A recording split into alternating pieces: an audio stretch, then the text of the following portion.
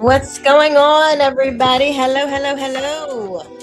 How are we? Hit the like button when you come in.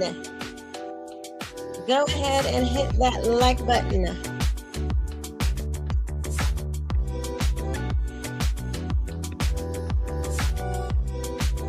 as we groove.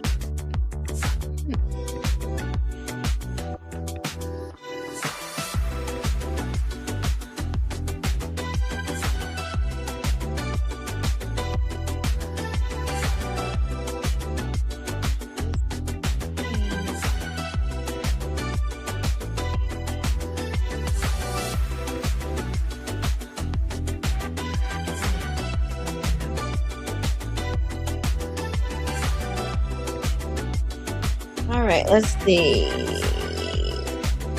We need one more thing. How's everybody doing? Hi, Carmen. Hi, Sarah. Would it really let you? My family. Barry. Barry in here tripping already.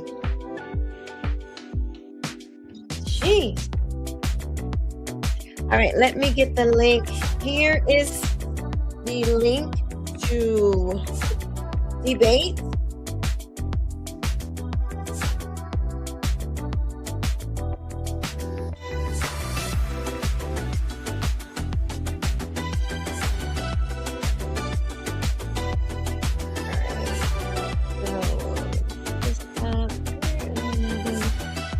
Good. I have to make sure I do all this stuff like up front. Excuse me. Otherwise, I'll forget. All right.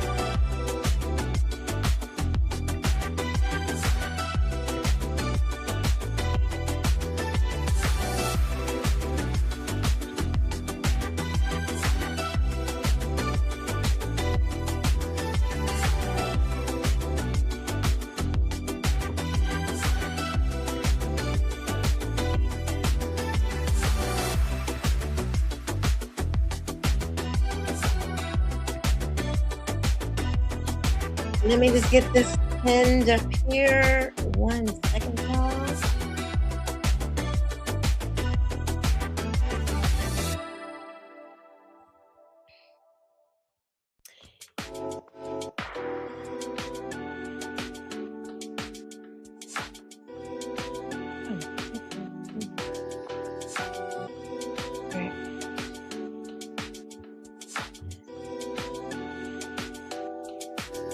Sugar Shane topic.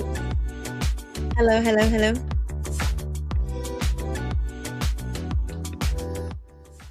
All right. Hello, everybody. I think I got all my stuff, all my links, and all the things going on. How are you? Happy Wednesday. It is Wednesday. This is the day that the Lord has made. We shall rejoice and be glad in it, right? We shall.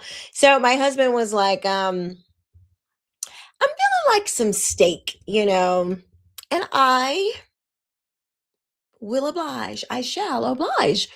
So I whipped him up a little something, something. And I was like, this is nice. Let me show the people. Let me show the people what your girl be doing behind the scenes, okay? Oh, hooked it up. You know what I'm saying? A little medium well steak with some shrimp scampi on top with a little French cut string bean. I just thought it looked exquisite and it was delicious, I must say. So it was absolutely delicious. And yes, and he was happy. He was like, you're the best." And that's what your girl goes for. You know what I'm saying? You know what I'm saying? I'm like, anything for you, baby.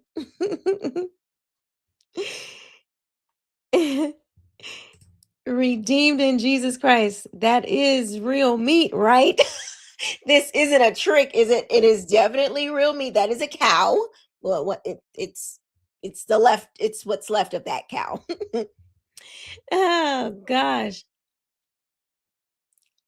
Mm-mm. The Bible says no pork or animals that don't chew the cud. Are you a Christian, Tiffany? You've been here before. Are you a Christian? Hmm? Hmm? Are you a Christian? I'd like to know that. Hi, Trihente. I'ma just say Trihente because I try. We're gonna call you Try. Started cooking channel now. No. I mean I can cook. Don't get me wrong. Don't get me wrong. Side angle says, I love when the shrimp comes detailed. I hate when they leave it on there. Well, I bought fresh shrimp this morning and and took the tails off and stuff. Because I buy when I buy the shrimp, I buy the I don't buy them. Sometimes I'll buy them already peeled, but I don't know why I like to peel my own shrimp. I don't know why I like to do that, but I do. Um, yes. And you know how you have to get the your pot like really hot when you're doing steak and then you got it. And so like it was kind of steamy in here and then like the steam like made my eyes just like oh gosh. Plus like y'all already know the allergy stuff. So I'm just ugh, I it's crazy. Maru says, hello, I almost forgot about your live. Gasp! Mark your calendar, save the date. You can't be forgetting about these lives. Come on, you can't forget about these lives. Carmen says, I call that a facial. Like this, I mean, but it just, does that happen to anybody else? Even when I was little, like when my mom would cook or whatever, and like it would be like too steamy in the house, too smoky, even if it's not like anything burning, just like a hot, like a smoke from, when you need the oil hot. Um, it always used to bother my eyes, like, really bad. Mhm. So, you know what I'm saying. There we go. It also says, um, don't call what your father gave you unclean. It also says it's not what goes into the body, it's what comes out. Okay? But Jesus is saying it's not, what you eat because that's going to come out if you know what I'm saying, but it's what's in your heart that's going to come out. See, he was calling us to a higher level of living, for us to recognize the spirit within us, the spirit of the Holy Spirit, that we are spiritual beings, that, there is more beyond the natural right here. So that's what God was trying, well, not trying, that's what he was saying. That's what Jesus was talking about. So, oh yes. Jonah White is, are you open for, that's what we're doing tonight. Tonight is debate night. We are debating. So, come on up, hit that link, share this video out. Y'all make sure you share it out. Let me make sure I share it out. Um, because when we share it, this is a new segment, I guess. Did I not pin the link? Ay, ay, ay. What is going on? Let's see. Oh, pin message. Sorry about that. I thought I pinned it. It should be pinned now. Okay, let me check the other one.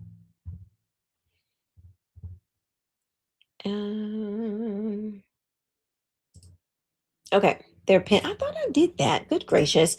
All right, it's pinned now. If you want to discuss, we are talking about the Black Church. It is not biblical. That's the topic for tonight. It is not biblical. And is not biblical. Prove me wrong. Okay. Prove me wrong.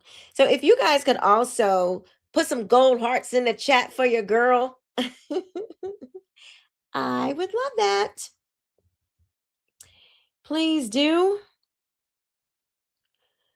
put some gold hearts in the chat for your girl.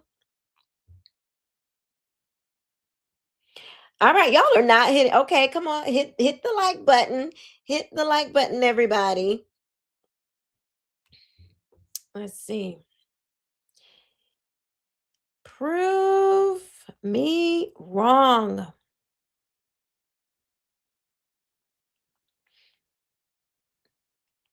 Link to debate here.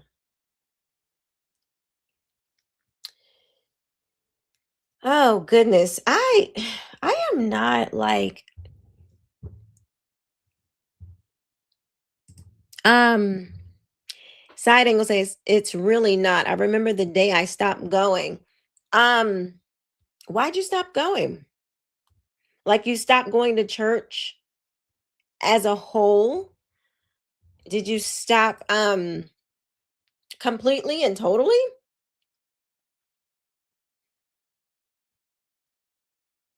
Or, you know, just did you go to another church? Did you walk away from the faith? What's up?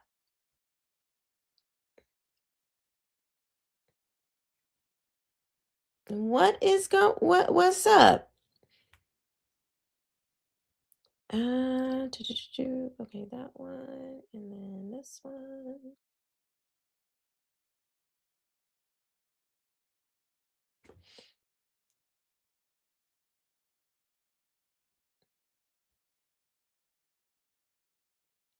Okay.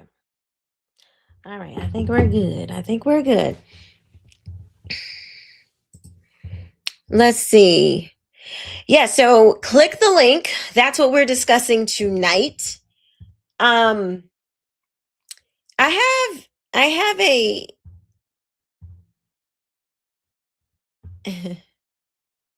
okay, let me read these first.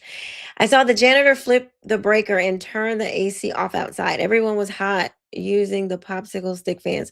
The pastor passed around the gold bowl to try to have us donate to get it fixed. Wow, that's crazy. Well, you know, I hope you don't think that all churches are like that because they're not. Just like, there could be, a Whole Foods that does something crazy, one Whole Foods. But we always do that. Like we'll still go back to Whole Foods. We just won't go to that Whole Foods. But when it comes to the church, sometimes people will something will happen at a particular church and then we throw up our hands and say, "See, it's all churches are bad." So um so that's not, that's not I don't think that's a good way to look at it. Undisco Kid says, "What does gold heart symbolize?" I think yellow, well, it's typically yellow, but my favorite color is gold, so I say gold um because it's gold like, and it's just, friendship. It's just kind of my thing. Gold hearts because I love the color gold. I'm not in a sorority. I think somebody thought I was in a sorority. I'm not in a sorority. It's not some kind of esoteric weird. It's hearts, love, friendship, happiness, and I love the color gold. It's that simple. It's just something we do around here. Let's see. Side angle says, "I believe in God, just not church." Well, the Bible says, "Do you believe in the Bible? Do you believe in Jesus?" Wifey's man, hello, says, "Keisha, hi. I think too many of your followers have good, solid common sense, so not many sign on to say you are wrong." Well, that's why I want us to share this out because I want to try to find people who don't agree. I know we do agree. So I want this to be shared out. Let's share it out. So There's plenty of people that don't follow me that completely disagree. So that's why it's like, um, please share, please share. So we can get it out. Let's see. Dylan Neto says, Christ is king, but is he your Lord? He is king, but is he Lord? Is he Lord over your life, Dylan? Because I see a lot of people that want to throw up Christ is king, but he don't seem to be their Lord. So I'm just curious. Is he only your political king, or is he Lord over your life? Are you trying to make him be just a political king? You know? Let's see. A true believer will not walk away from the faith. Yes. The Bible says if they walk away, they were never really if they walk away from us, they were never really of us. That's what the Bible say. That's what the words say. Say. um, that's what it say. The other thing I was trying to, I really want to go live on TikTok because I believe that these type of shows would like we could get more people interested from TikTok, but I cannot figure out how to go live over there and stream. It is just like really difficult for me 'cause I don't know how to do it. Anybody who does anybody know how to like figure it out? Email me, Keisha at KeishaKing.com. If you are like an IT person and you know how to hook all this up and like stream to all the to all stream to TikTok because I know how to stream to everywhere else, but streaming to TikTok is weird. And I have the qualifications to stream, but I can't figure out how to do it. I know it can be done because I see people do it, but I I don't know. Like, I don't think right now. Oh gosh, it's saying I'm not live. Why? Um, Let me see. Hold on, y'all. Just bear with me. Bear with me. But hit that link. Come on up. Let's debate. I am saying that um the black church is not biblical. And I know it's a lot of people that do not agree with that, you know. So where you at? Where you at? Where you at? Oh, I think I'm live. Oh, I'm live on TikTok. I did it. I did it. Oh my gosh, I finally did it. Oh wow. Okay, cool. Very cool. So, oh, I wonder how do I can I pin the I can pin. Let me see. Oh my gosh. I finally did it. Okay. Megan says we'll figure it out because all the debates usually happen on TikTok and oh Meg. I don't even know what that is. I guess I'm like too elderly. Is that new? Is that a new like see that's why y'all are my co-hosts because I don't even know about that. What is that? Prove me wrong. Okay. I did it. All right. I finally did it. So we are streaming on TikTok. Very cool. Finally. Well, it said I had been streaming before, but I didn't know how to even tell if it was actually happening. So, but now it is. Cool, cool. So, Meg says, LOL, it ain't new, but it's only used for connecting to strangers. Oh, okay. Everything else is like connecting to people you already know. And this is, how do you say it? Omegle? Omegle? That's why I need you to y'all to share this stream. Yes, welcome TikTok. Hello. Thank you. We watch, your class. Thank you, because where are my manners? Hello TikTok. Welcome to our little party over here where we debate on Wednesdays and Fridays. And you know, we are blood bought believers, and we want to debate people who believe in the quote unquote black church or blackness.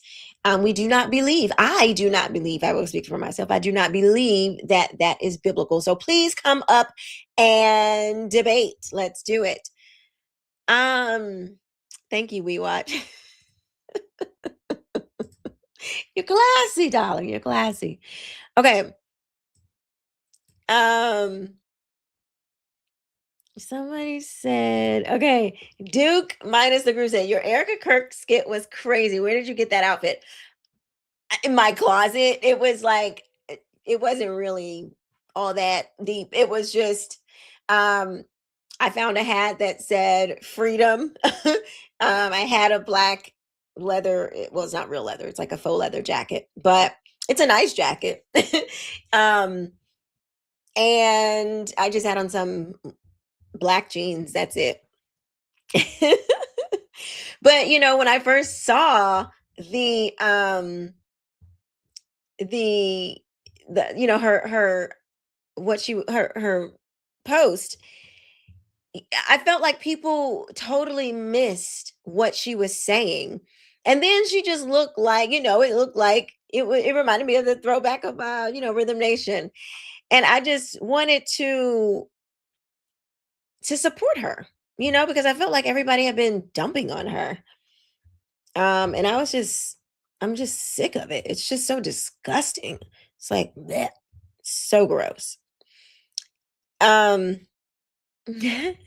You missed it. Y'all want to see it? Do y'all want to see it really quick? I got another one coming up for you too. That's gonna be not with Erica, but it's about it's about something else. I think it's funny. I don't know. We'll see. Y'all might not think it's funny, but I think it's funny. I think it's funny, honey. Let's see. All right. So I'm a trip. Here it is. 5, 4, 3, 2, 1. And here's what I've realized through all of this, truly having. Oh, wait, hold on. You won't hear the music on there. Dang, if I play the music though, it's YouTube is gonna it's going to demonetize it. Like it won't play it. I mean, I can play it without, but you have to go to my shorts on my YouTube channel, and then you'll be able to see it. But this is what lived through There's quite music playing on literal the hell background. these past 7 months. If you strip someone of their humanity long enough, you will arrive at the chilling conclusion that they don't deserve to exist at all. Every morning I wake up to a new headline lying about me. I have comedians dressing up in whiteface. I have people saying I'm not fit to be CEO, and I have Candace Owens claiming I murdered my husband. And the list goes on and on and on. Speak up for the widow, speak up for the children, speak up for the family, speak up for the nation. Yeah. Yeah, so that was it. What was your problem? I don't know what that means. I don't know what that says. But yeah, I was just kind of sick and tired of people just not not standing up for her. Um, and so I just wanted to, show some support in my own little creative way. So, oh, thank you, We Watch. Y'all are so sweet. Y'all are so sweet. Hi, Marla. Hello. Okay, so I found until someone has the courage to come on up and, uh, debate this topic. Prayerfully, we get some people that will. Brandy says, I am here, darling. Y'all can start now. The show can begin. You're going to fit in really well over here. Okay.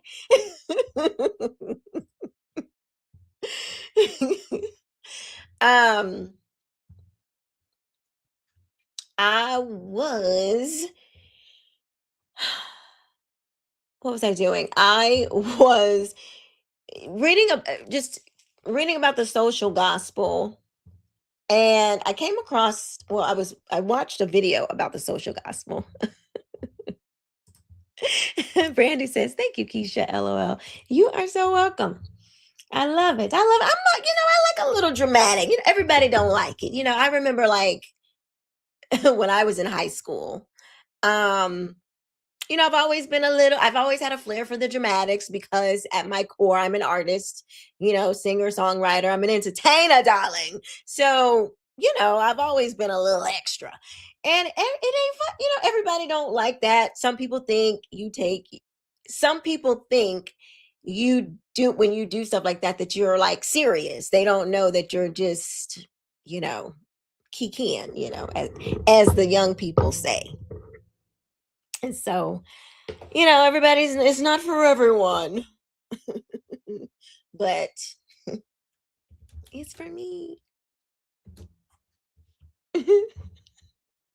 Exactly. Just playing. Mhm. Exactly. You see, people like this, narcissist, stuff like that. Yeah.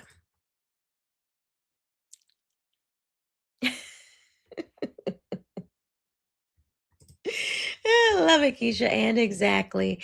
Yeah, you can't please them all.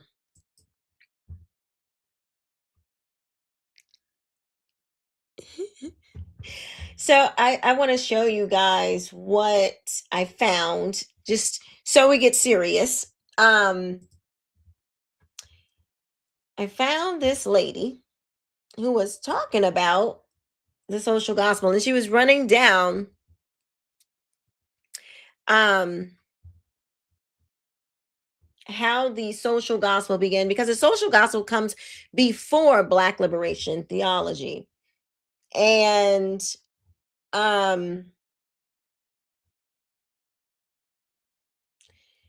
she was outlining what the social gospel is, and I want to share just a few pieces of that with you. Excuse me. All right. Hard to please guy. Yeah, your name says it all. I'm sure you're a real peach. you know, who walks around with hard to please? Basically it's like, yeah, I'm a real jerk and I'm proud of it. I don't like anything. Be my friend. I hate everything. Nothing is satisfying to me. Oh my gosh. Yeah, you're a real peach. I'm sure it's just everybody's lining up at your door, to hang out with you. Good night. Right, Megan? They are projecting. Okay. And man, hard to please guy. Yeah. He's probably one of these, like these red pillars. No wife, no family. Totally suspicious of everything and everybody. That girl that left him back in high school. He was like 15. He's still pissed today, and he's like 45, stay in the gym, really don't like women too much, love to hang around men. I'm just saying, like, a lot of I'm really starting to get just a side note. I've been had the side eye on the male feminist, the male minister. I've long had the side eye because they hate women. They always bash women. They don't want to be around women. They're like, I mean, that's like the feminist. That's the same mindset as feminist, but for men. Feminists hate men. They don't want to be around men. They bash men. They don't think they need men. Like, it's literally the same thing. These crazy, like, I'm not talking about like the Kevin Samuels. I'm talking about people who try to emulate a Kevin Samuels, but took it like way too far. Because these men don't want families. Where is he at? Where is he gone? Was it something I said? Was it something I said?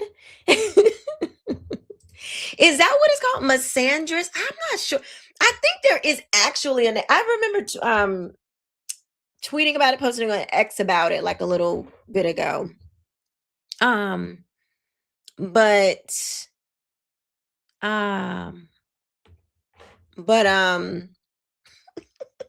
y'all so funny. Megan says she may have raptured him out. There is a name. There is a name. It's like having a dog that bites when you go to pet it away. And it's hungry. The dog is hungry. You go to like help it, give it food, and it wants to bite you. You're like, okay, cool.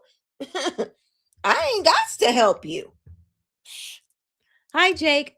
All right, so let's get into it. Listen, hit the link. Come on up and debate. I am saying that the Black church is anti-Christ. It is anti-biblical, anti the Bible. Hit that link. Let's debate it. Back up what you believe. Back it on up. Oh, hi, Crystal.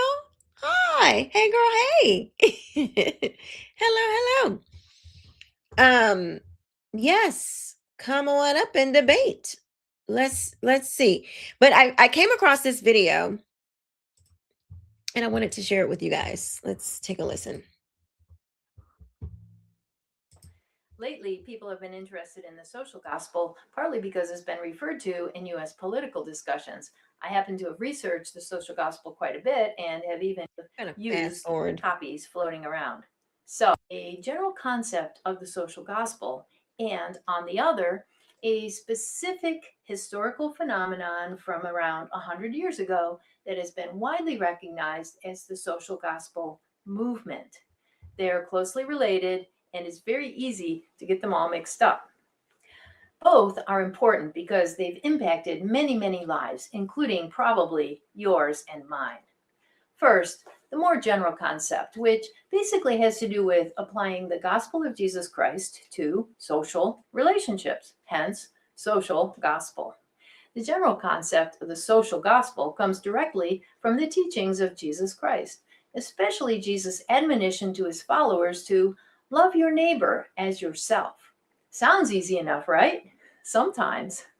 Jesus called this the second great commandment, second only to the first. The first, of course, is to love God with all your heart, mind, soul, and strength. Wow, more about the first commandment another time. As if to provide a vivid example of what he meant by the second commandment of loving one's neighbor, Jesus' parable of the Good Samaritan teaches that even a complete stranger in a ditch by the side of the road and all those who are considered the least in the human social pecking order should be cared for with kindness and respect. The social gospel is also related to Jesus' parable about the great judgment day, in which Jesus taught that each person will be judged according to how he or she has treated others. So the social gospel is a simple concept, not always so easy to put into practice. After all, who really wants to notice, let alone help, the needy, dirty, beat up dude in the ditch at the side of the road? Unless, of course, it's Judgment Day, in which case you are probably glad you did. Christians throughout the ages have. Okay, now I got to stop right here because notice how she's not bringing up the fact that you have to repent and accept Christ as your Lord and Savior. See, this is how you know that the social gospel is not the gospel. It's not the same thing, because how they define the gospel is totally different from the very beginning. Their entire framework of the gospel, the social gospel, is based on what you do, not what Christ has done for you. It is what you do. Oh, let me help this person, which is great. But the very first thing you need to do in order to really fulfill Christ's requirement of loving yourself and loving your neighbor is to love God first. You got to accept Christ first, because your definition of love is not even going to be right until you need the light. You need truth in you before you can walk out life, before you can help somebody truly. Because what these people will say, they'll say, oh, love is love. Oh, love is, me telling you, me affirming you in your sin. They will tell you that is true love. See, so the very first premise, the premise of the social gospel is wrong, because it does not even begin with the truth. It doesn't begin with the Bible. It begins with your own actions, what you do. It's not about Jesus. It's about what you can do in and of yourself. That's how you know this stuff is false. Have grappled with the meaning and ethics of these important but sometimes challenging relational teachings of Jesus. To give an example, in the 1700s, more than 100 years before the expression social gospel was popularized in the US, English Methodist priest and theologian John Wesley used the expression of social holiness to convey much the same idea. Holiness for Wesley was essentially a synonym for active love. He used the expression social holiness to describe the love of God in the heart, life, and social practice of a Christian. Because of this conviction about social holiness, Wesley was an avid proponent of the abolition of slavery, which he called the execrable sum of all villainies. He also advocated for the provision of education for all children, even the poor, among other social reforms.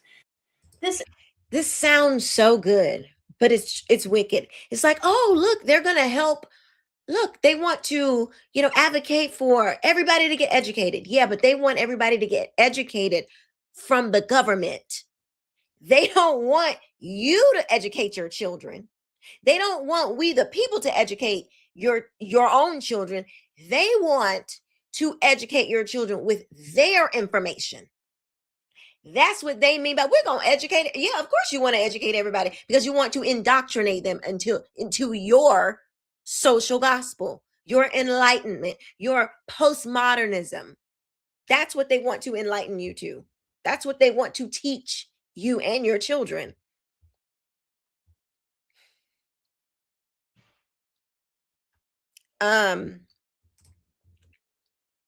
Albert Manzo says, you don't need God to help someone in need.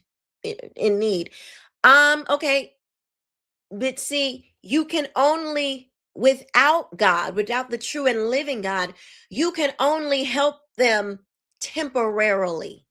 Like, you're only going to give them, bread that will last them a day, or, whatever, because this world is temporary. But Jesus says, I am the bread of life. He's talking about everlasting life. See, we place so much emphasis on the here and now, which is Black liberation theology, the social gospel. Everything is about the here and now. They're not thinking about your soul. So when you say, yeah, you can help someone without, being saved. Yeah, you can see someone in need and there's plenty of charities and, of course you can, but you won't help them to the true bread of life. You won't help them to living water. Okay. You won't help them to never thirst again, to never be hungry again. See, we're talking about something much higher, much greater than this current world. So, yeah, I hear you. You can generally help someone, but we're talking about everlasting. Okay. hmm What's up, Uncle Tom Talks? Y'all, come on, listen. Hit that like button. Let me share this out again, y'all. Make sure you share this out. Hit the like button if you're coming in. Share this video out because that's the only way that, the algorithm will pick it up. And so we can share it out. So, the algorithm will push it out so we can get people to come up and debate. That is the goal. So let me just type this again. Click that link. The Black church is not, is anti-Christ. Prove me wrong.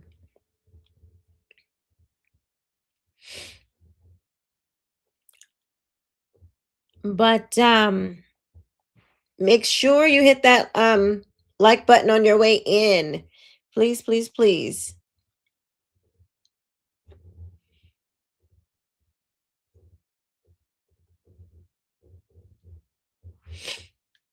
All right. Let's see. Hi, DT. Welcome, welcome, welcome. Okay, let's see what is okay, let me see if I can read y'all's comments. Jake Gritner says, only the Spirit of Christ brings the change. Without him, you cannot elevate your stature a fraction. That is true. Like you can do, you have the ability, obviously to have compassion and to, have things like that, but you will not have true, like you won't get the depth of it because those things only come by the Holy Spirit. You won't get the depth of life. You won't get the fullness. And you're certainly not going to get everlasting life if you don't accept him as your Lord and Savior. So let's see.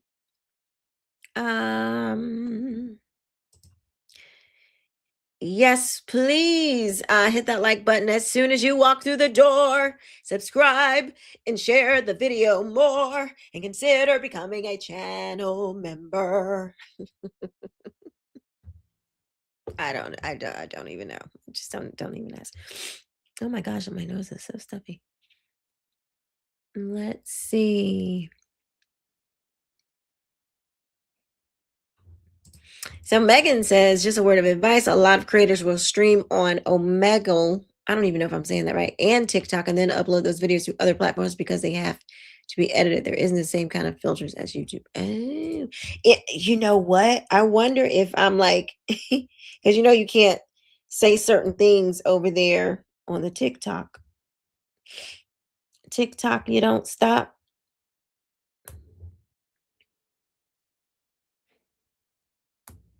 Did they take my video down? Hold on. Did they take it down? Oh, okay. No, it's still up. All right.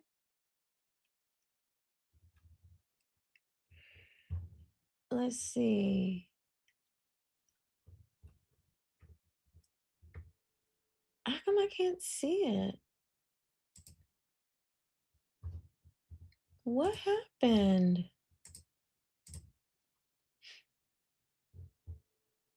Okay, no, it says I'm live. Okay, it's there. I don't know what's going on with that. All right, so Dre, welcome. Wait, hold on. Oh, wait, okay. 1 second, Dre. I got my friend Chuck is here. He was able to pull up. So hold tight, Dre. We will get you up in just a second. Hey, friend, what's going on? Hey, what's up? Hope you don't mind me swinging by the neighborhood. Swing on through. Swing on through. I'm glad you just came in, and we just got somebody that wants to chat. So let's see. Hi, Dre. How are you? Hello, hello. We can't hear you.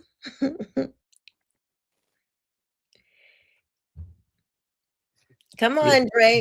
Ring ding dong. Ring a ding ding ding dong. He was ringing. So while Dre is trying to work his audio situation out, Yeah. yeah, that lady, that clip you just played right there, yeah, she was.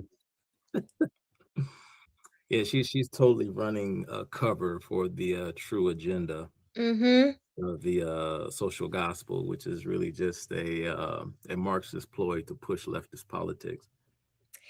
Yeah, they make it sound so good. She's like, oh, I mean, it's just helping the homeless. It's taking care of the needy. It's, being nice to the stranger. That's all the social gospel is. And I'm just like, well, the Bible already does that. Like the Bible already tells you what to do. So why would we need another kind of gospel? Like, why would we need that? That doesn't make any sense. Right. Well, the thing is that they have this idea that, the idea in the role of the church is to, in short, make human beings better Christians. And so there's this dichotomy that exists between the church and the world, and I'm pulling directly from the literature of some of the early liberation. Just really quick, I do have somebody in the back to someone else, so I want to bring them up. Hello, Patrick. Howdy, can you hear me? How I can hear you. How are you? I'm doing pretty good. I was curious, would you say Christian nationalists are more of a concern than the Black church? What do you mean by Christian nationalists? You have never heard of Christian nationalists before? I've heard of it, but people have different definitions of it. So I just want to make sure I understand what you mean when you say. Well, what the general exposure is to Christian. I mean, like Andrew Wilson of sorts. What would you say about that individual? Andrew Wilson. Andrew Wilson, he's a famous guy online. Oh yeah, debater. He's known for being a debater, which you see often in various debates. Yeah, but he also proclaims to be a Christian nationalist. So y'all have never evaluated Christian nationalism? Is that what I'm gathering here?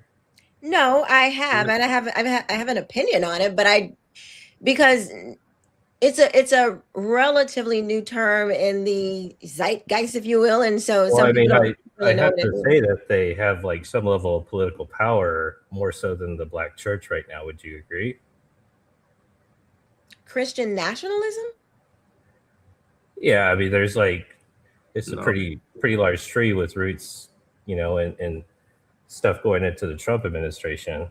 Okay. Now we're getting to it. Just come on out and say what you really feel, bro. Because, like my friend Keisha said here, this whole term Christian nationalism is one of those things, and I agree with her when she says that it's a relatively new term, and in terms of how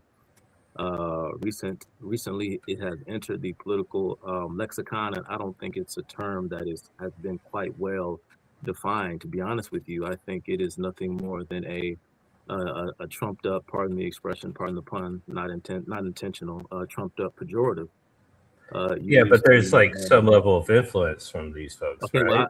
well, what I'm asking you to do politely is to explain to me what you mean by Christian nationalism. I myself have never fully evaluated Andrew Wilson. I know who he is, but I'm not necessarily a fan. Let's just say, I don't have anything. you know what Christian nationalism is. I don't understand this concept.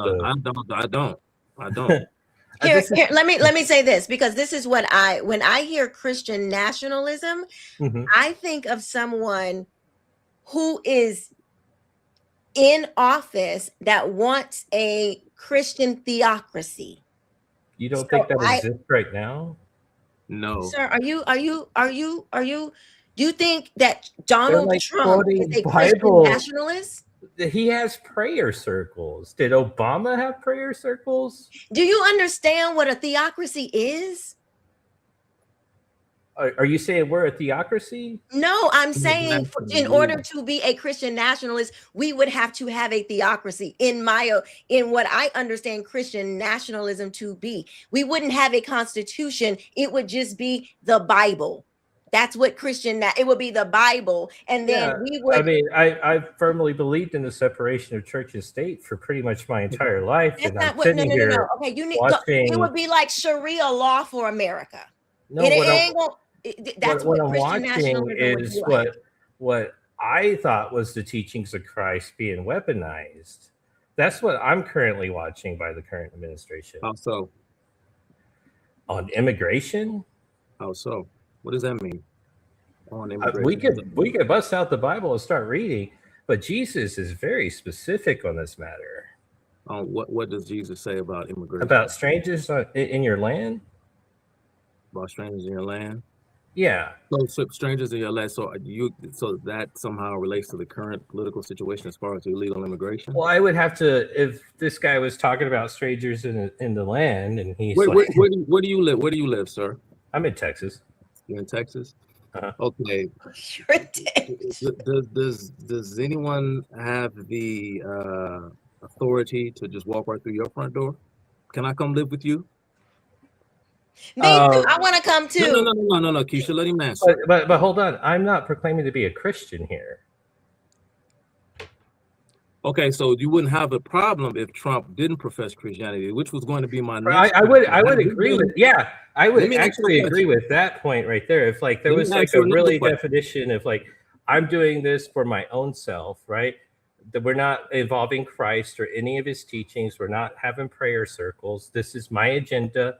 I want to get rid of illegals in this country. Never talks about Christ. I would completely be fine with that, actually. But whenever you start like introducing the teachings of Christ into the conversation, it's not what Christ taught. Okay, you yourself have just openly admitted that you're not a Christian yourself. Doesn't mean that you don't necessarily know what Christ taught, but you did just admit that you aren't a Christian yourself, which makes me question. I could not agree. Hold on, now you cut me off, which makes me question your Christian bona fides in terms of how well you understand the message of Jesus Christ. That's number one. But again, you didn't answer. Well, you did answer my question, but not so much, because you kind of avoided my question, because your issue. Hold on now, you cut me off again, because your issue is with illegal. Your issue is with illegal immigration. Now, do you want to argue the merit of this whole issue of illegal immigration versus some other kind of integration, or do you want to argue or do you want to argue whether or not, as my good friend Keisha just said or described, are we as a country moving into some kind of top-down Christian? You know what a Pharisee is? Do I know what a Pharisee is? Yes, okay, sir. One issue at a time. Well, that's what I think. Haven't defined Christian nationalism, nor have you provided an answer as to why here's a good definition. I think immigration is a good idea, and that Trump is wrong for using Christianity, as you described, to weaponize his political policy of cracking down on illegal immigration. When I specifically asked you, you know what? I love how you can sit here and moralize just so long as you can pawn the cost off of our societal dissolution on someone else just so you can feel good about yourself, but you are not willing to directly take care of anyone. Because when I asked you if I could come and live with you, you sidestepped the question. Now answer my question. What type of immigration policy should we pursue in this country for the sake of the citizenry and not for the sake of all of humanity? Answer that question for me. I would expand the American dream. The American dream? You have to be American. Why do you take for granted that people all over the world even understand what that means? Do you know what it means? Do you understand what it means to be a citizen? What it means to be an American. I would expand that. It's How so? fucking awesome. How so? Watch your language. I'm sorry. It's awesome to be an American. Would you not agree? How would you expand that? Expand our border? So you want empire?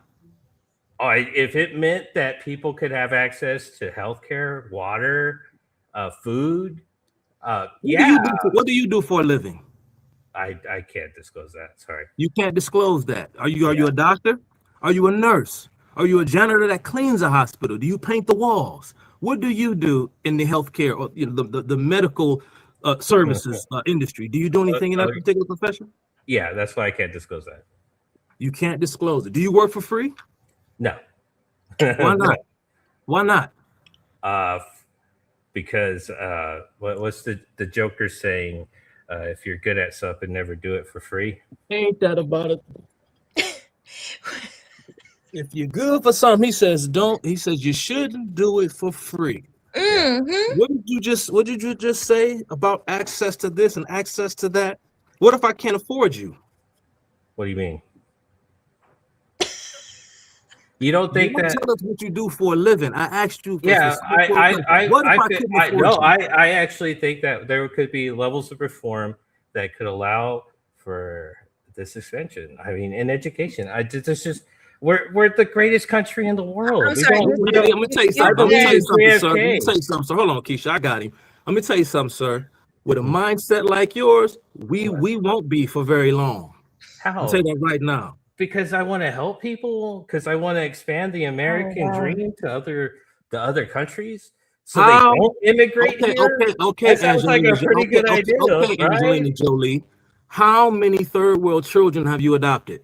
Oh my God, this is always like, oh, we're gonna go for this gotcha or this gotcha. It's a serious question. You see, this is the logic, because if what you're saying is correct, we should be able to apply it directly. I have thought about that.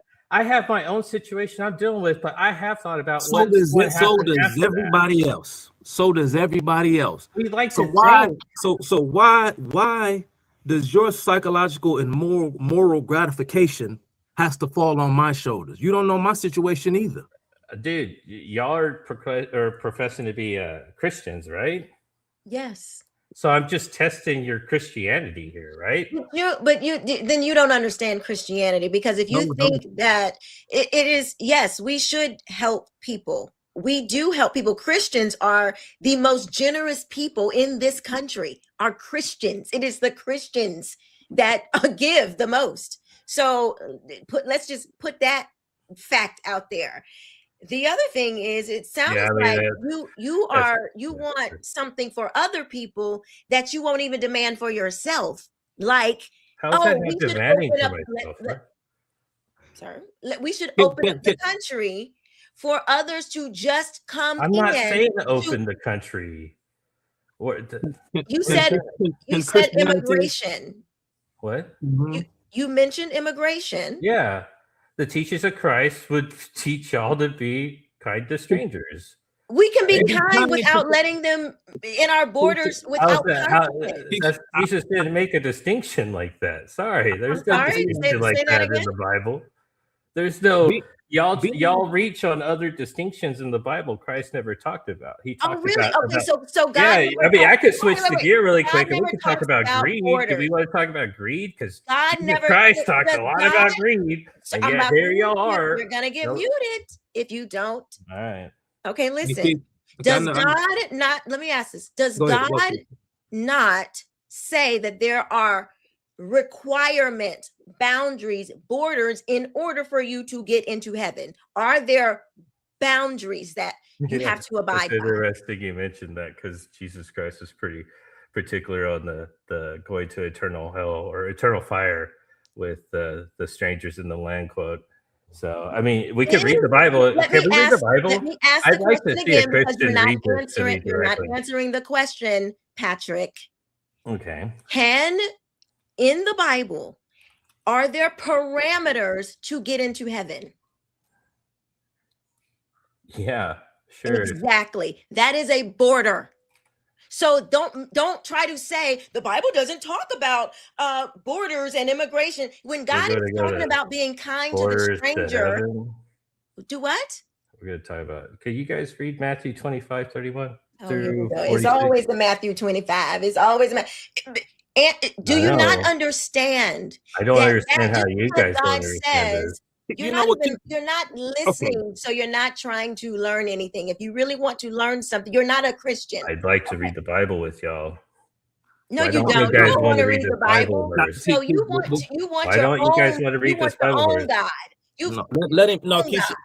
I offer a suggestion, Keisha. I suggest you let him read it. But let me just say, you don't have to though. Sure.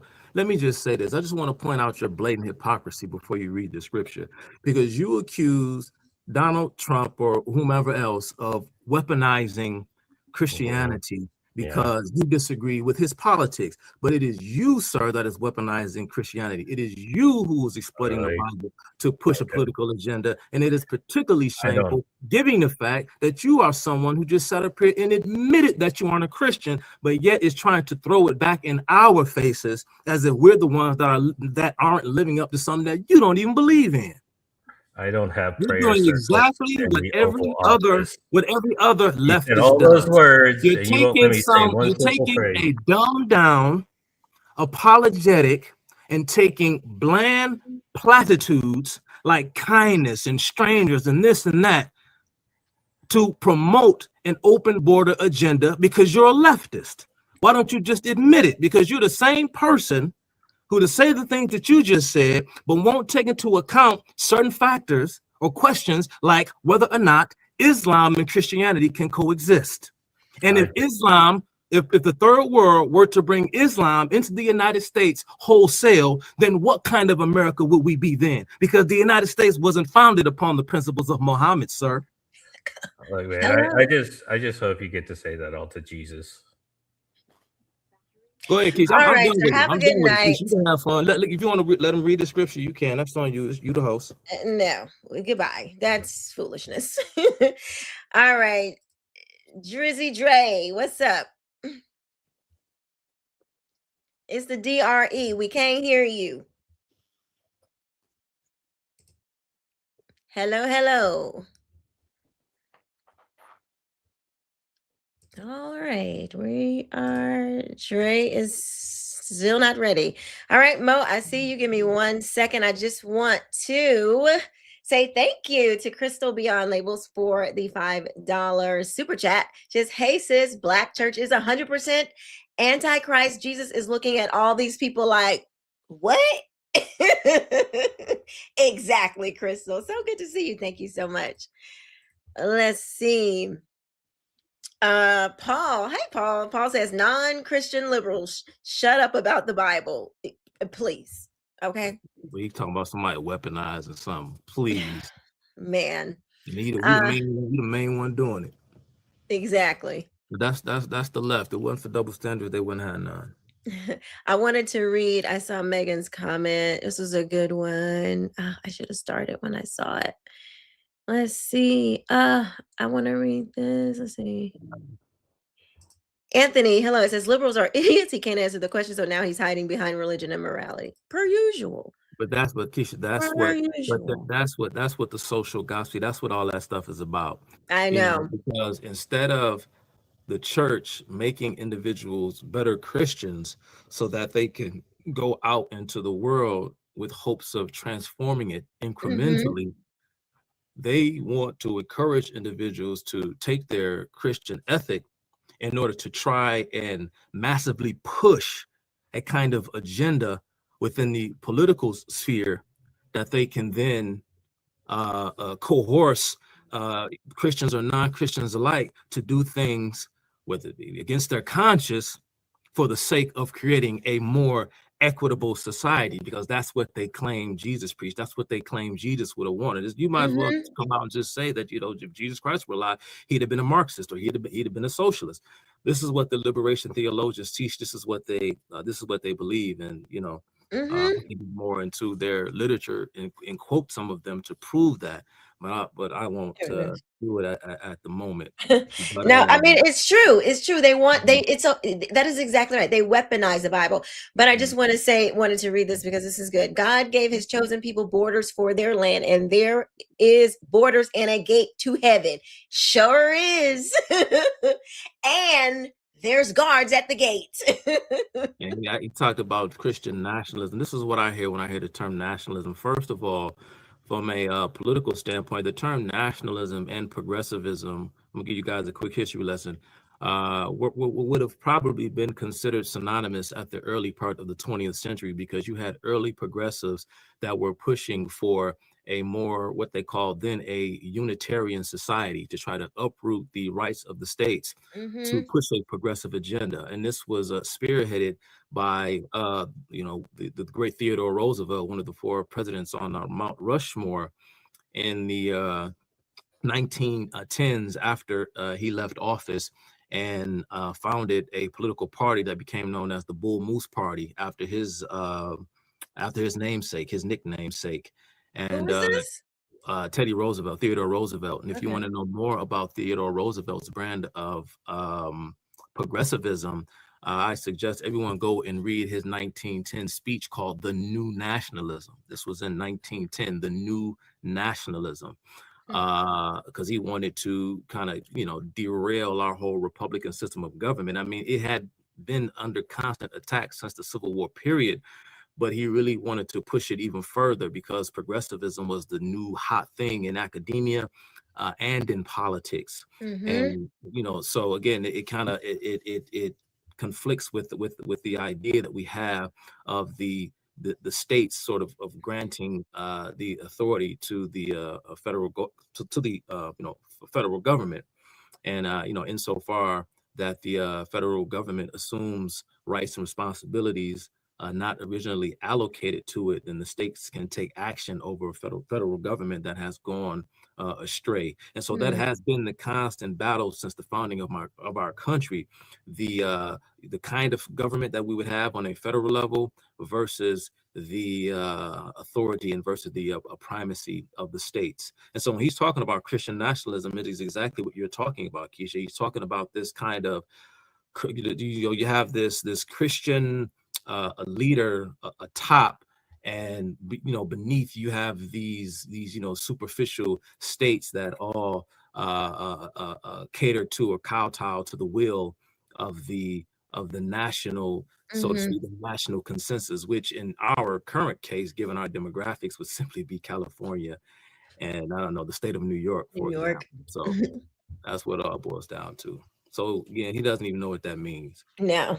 And I mean, yeah, this stuff has a long history, and if people think that they come up with these ideas themselves, they've been just fed. Mo, you can unmute yourself.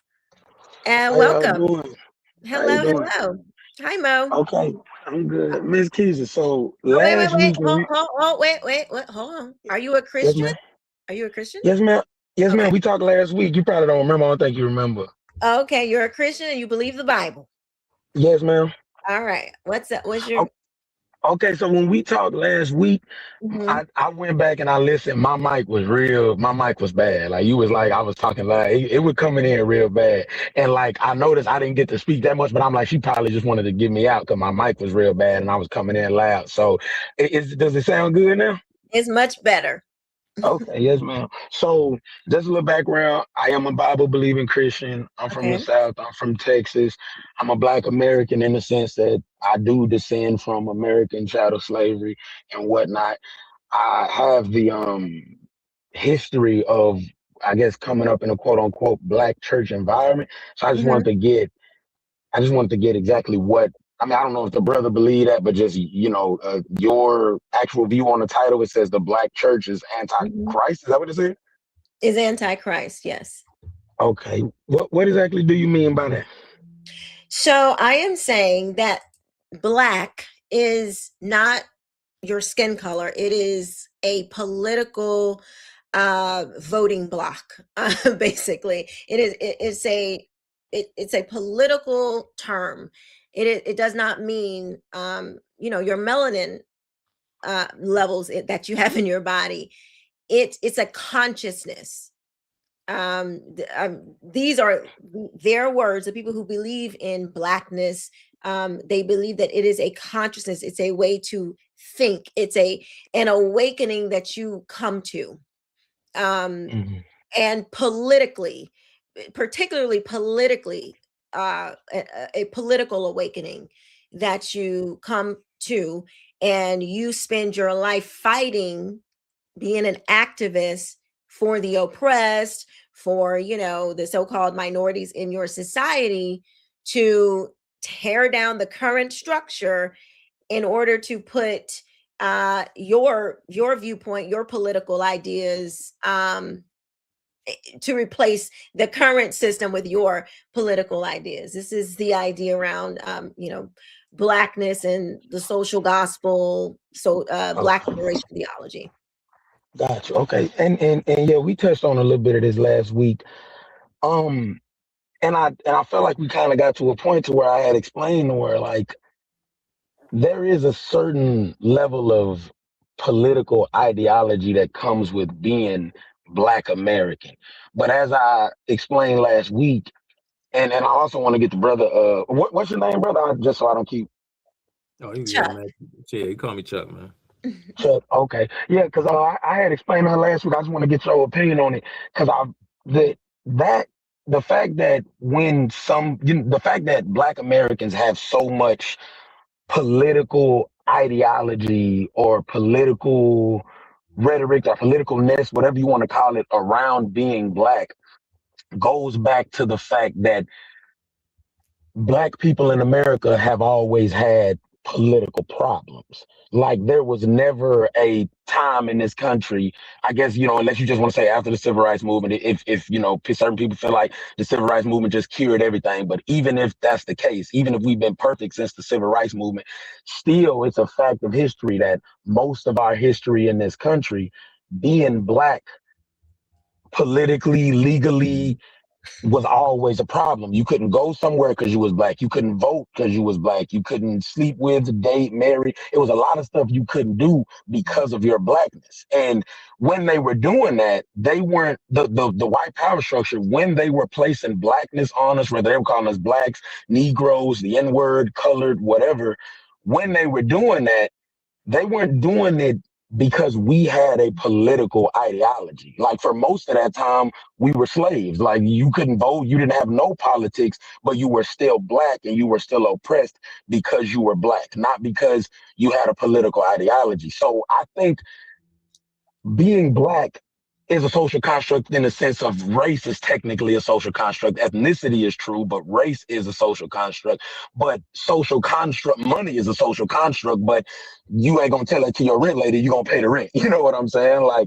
So social constructs still have real world implications. And because of racism and the history of white supremacy, Blackness and whiteness is a thing that when people hear it, it means something, whether it's political, whether it's racial, regardless. You know what I'm saying? So just to wrap it up, I think that Blackness is, because it seems like what you were explaining last week, you were kind of saying that Blackness is pretty much something that left-leaning Black people made up as a way to get power in this country. And I'm just saying that Blackness was a thing before America was even founded. No. Go ahead, Chuck. And the reason why you discount that claim, I don't know if you said I said it, but I mean it's a fair statement nonetheless, is because everything that you just ran down, and it's unfortunate because it goes beyond the scope of this live stream, it goes beyond the scope of this conversation, because there is so much nuance, subtlety, and complexity to what you just said in that diatribe. There are a lot of facts that you, quote unquote facts, that you simply take for granted. And you said a lot of things that weren't true. And we just don't have time to unpack them. For example, when you make Can you give me a couple of them? When you make certain statements, when you say such things as white supremacy, for example, or again, when you base societies, you imply, should I say, let me try to be careful, I don't want to mischaracterize what you said. You imply that race is within the context of the United States, that race is its chief organizing principle, and it's not. And well, so that wasn't the point I was making. I wasn't making that point. Yeah. Okay. Because well, let me apologize. Because there have been conflict amongst whites as well. Keisha had a debate, I had a conversation with the gentleman a couple of weeks ago over this whole issue of ethnicity versus race, and these various issues and these various questions.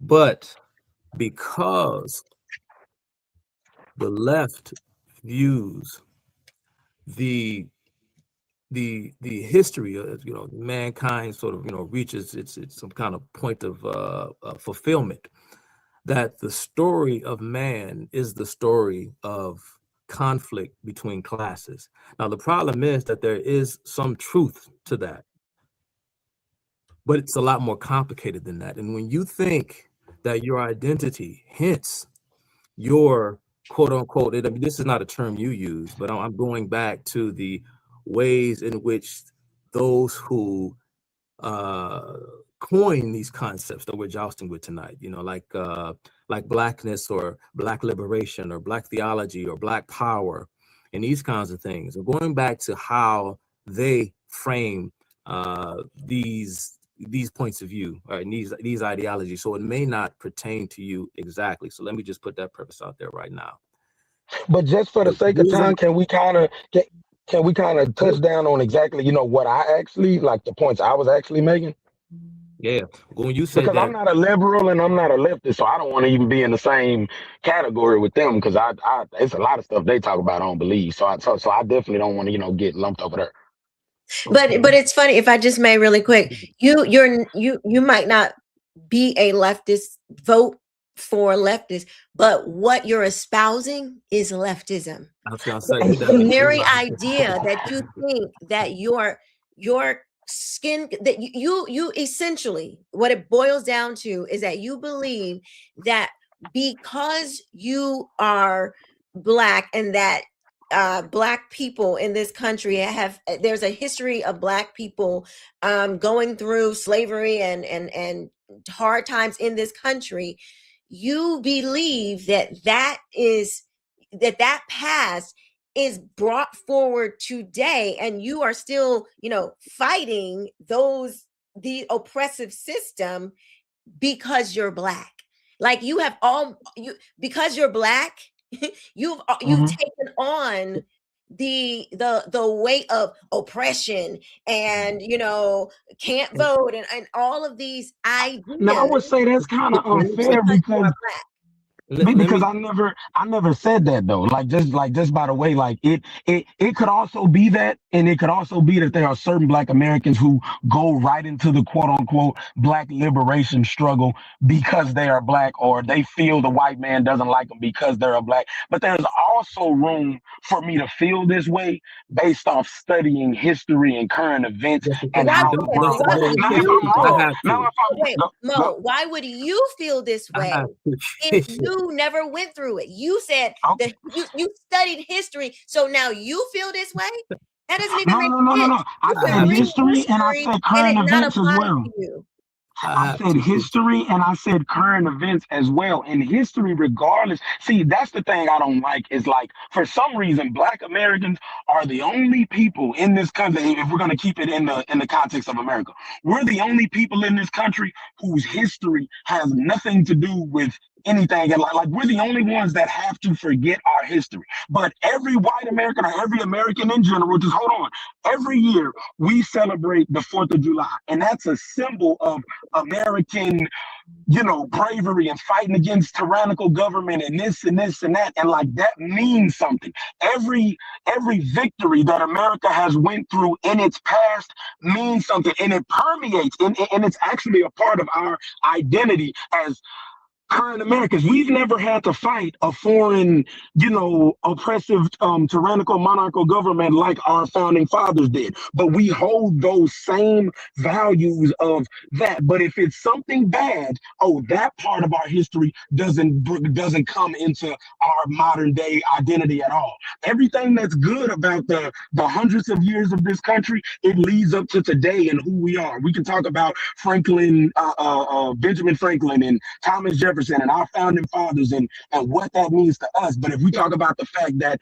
there were certain injustices that were also permeated throughout our history. I can't. Okay, time out. Go ahead. So let's just say, for example, those folks that you just named.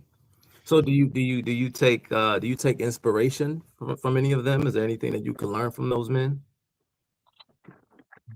Our founding fathers? Yeah, just say, any run of the mill white guy, let's just say.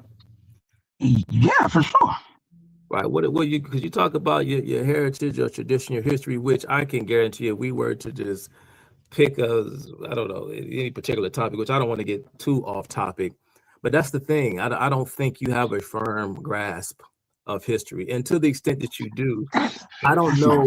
I don't know how relevant that is to a totally separate issue, which is one of politics, which is what you mentioned earlier when you talked about how Blacks for the longest time, I think you used the term political power, they had no presence in politics. And I was wondering exactly what you meant by that, and why do you think such a thing is even that important in the first place? Why do I think Black people historically not having political power in America is important? Yeah. Why do I think them not? Okay, so I don't understand. Why do I think the fact that we didn't have it is important? Because I think it's important to have it. And what I said was the majority of our history. One at a time, bro. One at a time. I'm sorry. One time, bro. No. Just you good. Because I kind of paused, so it was fair game for you to jump in. So since, let's just say, I don't know, I myself have used this term, the rise of the Black politician, since the 1960s, and the left and their knack for the kind of gerrymander. We see what's going on right now with the Supreme Court and all these other things. Let me ask you a question. So now that Blacks have acquired unforeseen political power, more political power than they have ever had in the history of our nation over the past 30, 40 years, maybe even 50 years since the end of the Civil Rights Movement. What has that wrought Blacks in the United States? Post-King, nothing of real substance. So let me ask you again, why are politics so important? You got Blacks running every major city in America. But I mean, what I don't understand exactly. You're asking why? Hold on, come on now. Let's not do that. Hold on. I'm messing with you. So you asking why is it important for Black people to be in politics? I'm not saying that every Black person in politics is good, perfect. That the Democratic Party, the left, anybody has used those or has been a good thing for Black people to. Like, I think you think I'm arguing something I'm not. All I was saying at first, just so we don't get off, all I'm saying at first is that Blackness is not purely a political identifier for Americans who are descendant from chattel slavery. You just described it. You just described it as being that very same thing. That's exactly what you did, because you talked about the collective experience of Blacks, and you explained how that has shaped our collective psyche. You just did that. No. I'm saying that when you say Black in America, from an American standpoint, when you say Black, those people that I just described are who you're talking about.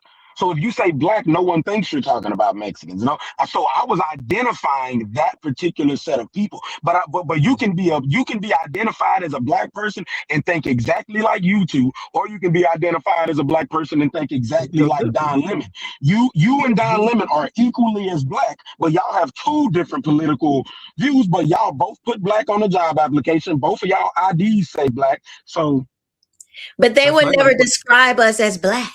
That would be my you're talking about. like Nicole Hannah Jones, like Kimberly Crenshaw, people who are steep, James Cone, they would say, if you're not politically black, then you ain't really black. Being, let's that's not stupid. That's stupid. Okay, but that's stupid though. Like, I don't think that we should hold because you also have people on y'all side that'll say, if you thinking about getting an abortion, black people don't do that. If you thinking about supporting gay marriage, black, no. I'm saying on the conservative black side in the South. I don't know where y'all from. I'm from the South. In the South, the conservative Christian black people would say, gay marriage isn't a black thing. So there is but they're still black though. They're not gonna say you're not black. So they vote. They will say out of their mouths, I don't like abortion. Oh, I'm a Christian. But they literally vote dang near 90% a clip for the people who are literally saying, I'm straight up pushing abortion. So being politically, I agree with that. I agree with that 100%. But being politically, they're not actually living. They're not standing behind what their mouths say they believe. But they are black. I agree with that, but they are black regardless. Being politically undereducated does not take away your blackness, because your blackness is not tied to politics. That's my point. I could be the most stupidest, hypocritical, conservative, or liberal black person. I'm still a black person, regardless of what I'm talking and preaching. Mo, listen, Mo, I understand what you're saying, right? I truly do. And perhaps, we'd be a lot better off if more blacks shared, had the modicum of grace and respect that you have. But the reality is that most blacks don't. And I would suggest that you are well aware of that. I mean, there are ongoing jokes within quote unquote black culture, or quote unquote the culture, when it comes to a black person straying too far away from the kind of thoughts and attitudes and opinions that a black person is supposed to have. For crying out loud, we have these running anecdotal jokes amongst blacks about revoking your barbecue, your cookout invitation, or revoking someone's black card. I mean, the first thing every culture does that, though. Listen now, because in every culture or every racial group, okay, does not do it to the same extent, because therein lies the rub, therein lies the problem, because there is a kind of synchronicity or symbiosis between collective culture and collective black identity. And that's the exact point that I'm trying to make. And the reason why we know that to be true is because it is reflected in the ways in which black people vote, because the way they vote expresses their values. And so therefore, if you were to espouse political views that they would consider to be right of center, or at least right of the left, not even so much right of the Overton window, then that's when the insults will start hurling. And you know that just as well as I know that. So let's call a spade a spade. Now, if you want to know that for the other side as well. No. I mean, not to say that it has never happened. I'm not saying that. And I'll be the first to say, because here's the thing.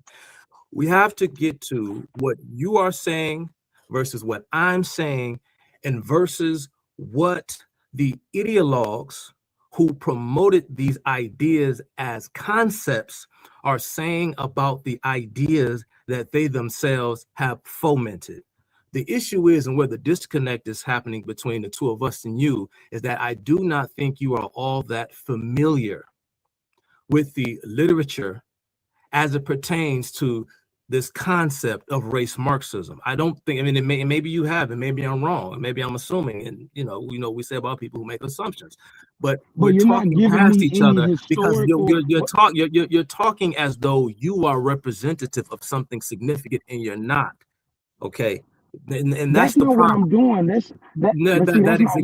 That is exactly what you're doing.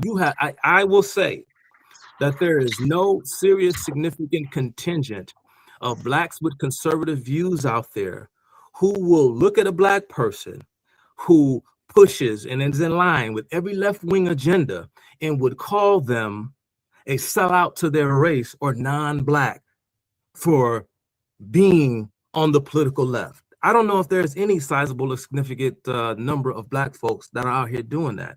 Again, there's nothing scientific to suggest that. Understood. But so, yeah, so I think we should get away from that, though. Them.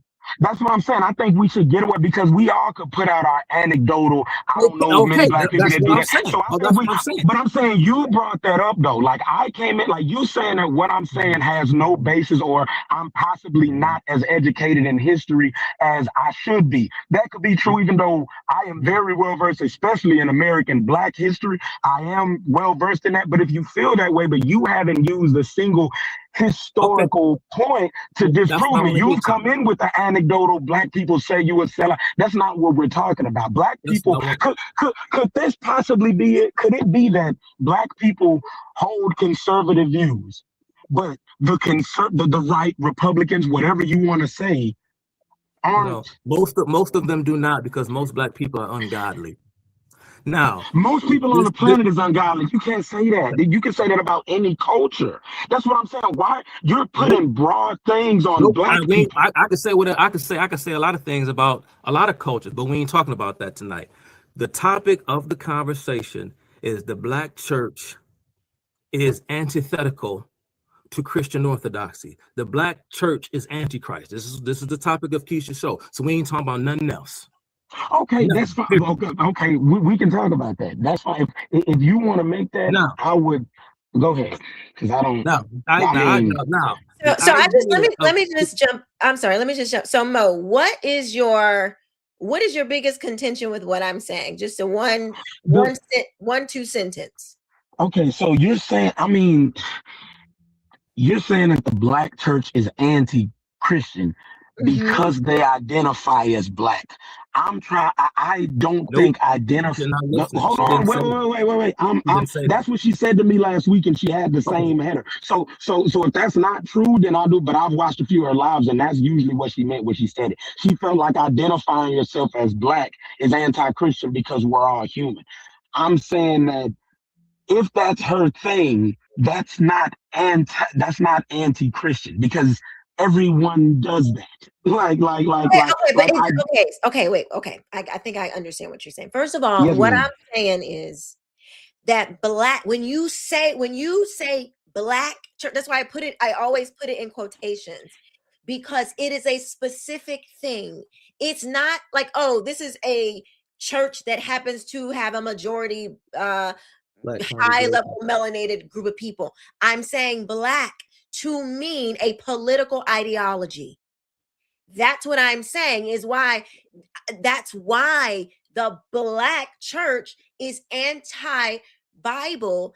It's because blackness, the idea of having a black church is not talking about your humanity. It's not talking about, it's not talking about your biology. It's talking about your mind.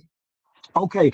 So let me push back against that. If you believe that, then if you believe that, then if I go round up 50 white people that say that they're pro-black, they'll say everything that Malcolm X would say. They believe everything Malcolm X would say. If I get 50 white people that talk just like Malcolm X and put them in the church, would you call that a black church?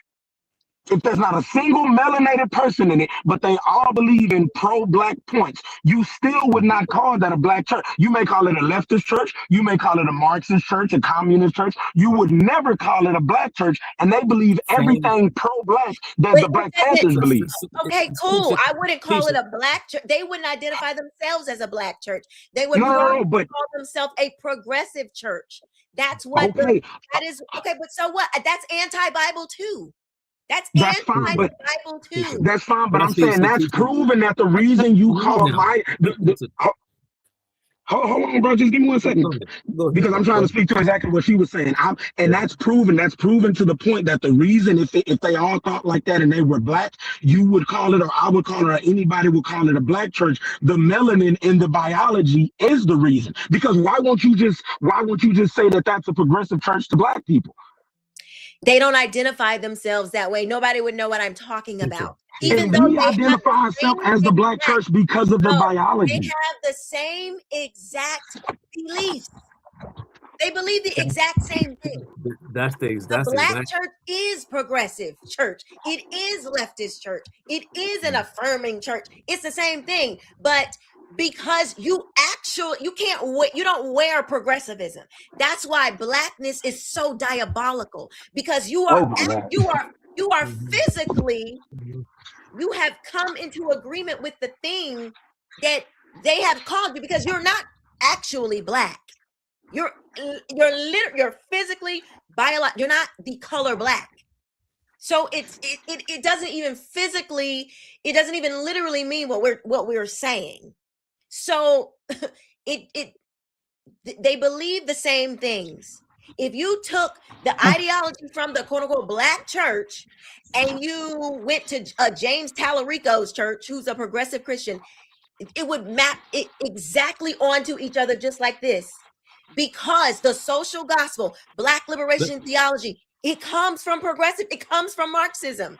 That's where it comes from. If I take your politics and I go to it, that's the whole point. That's the whole point, because the semantics are irrelevant, because that's the rub, that's the game. Whether you're talking about a progressive church, a leftist church, or a Black church, it all means the same thing. They layer rhetoric on top of rhetoric, layer word on top of word on top of word. It's sort of like the whole old 1930s communist strategy of the Popular Front, to make separate things that are the same thing actually appear to be just that, separate things, when they're really the same thing. Keisha, do you mind, Keisha, if I go to the literature so we could just stop playing and stop opining and going back and forth? Yeah, please do. I just want to say, Derek, I see you back there, brother. Just hang tight. Don't go anywhere. I want to hear what you got to say. I want to read this to you, Keisha. This is I'm gonna tell you what I'm reading from. This person, they're talking about it. So anyway, MLK's vision. Talking about MLK. MLK's vision and thought can be understood. I'll tell you. This is author. Her name is Rosemary Cowan. Rosemary Cowan. This is her book titled "The Politics of Redemption." I'm gonna just excerpt here from a chapter in her book. MLK's vision and thought can be understood only in light of the strong Black church tradition in which he was part, and his Southern Christian base was an important starting point for the development of Black theology and the revolution which James Cone wrought within theology. Cone's early groundbreaking works, such as Black Theology and Black Power, upheld Malcolm X rather than King as the authentic voice of Blackness. This is political consciousness, not physical traits. This is me talking now. Back to the book. And he saw the Black Power movement as an attempt to make King's dream a reality, an atheistic communist movement, the Black Power movement. Okay. Nevertheless, it was around the radical ideas that King derived from his Christianity that Cone developed a systematic theology pertaining to Black liberation, which is needed due to all of that oppression stuff you were just talking about, right? And this theological revolution gained momentum with the assassination of King. In wrestling with the question of what it means to be both Black and Christian, Cone attempted to develop a liberation theology that was both fully Black and fully Christian. Now, what kind of nonsense is that?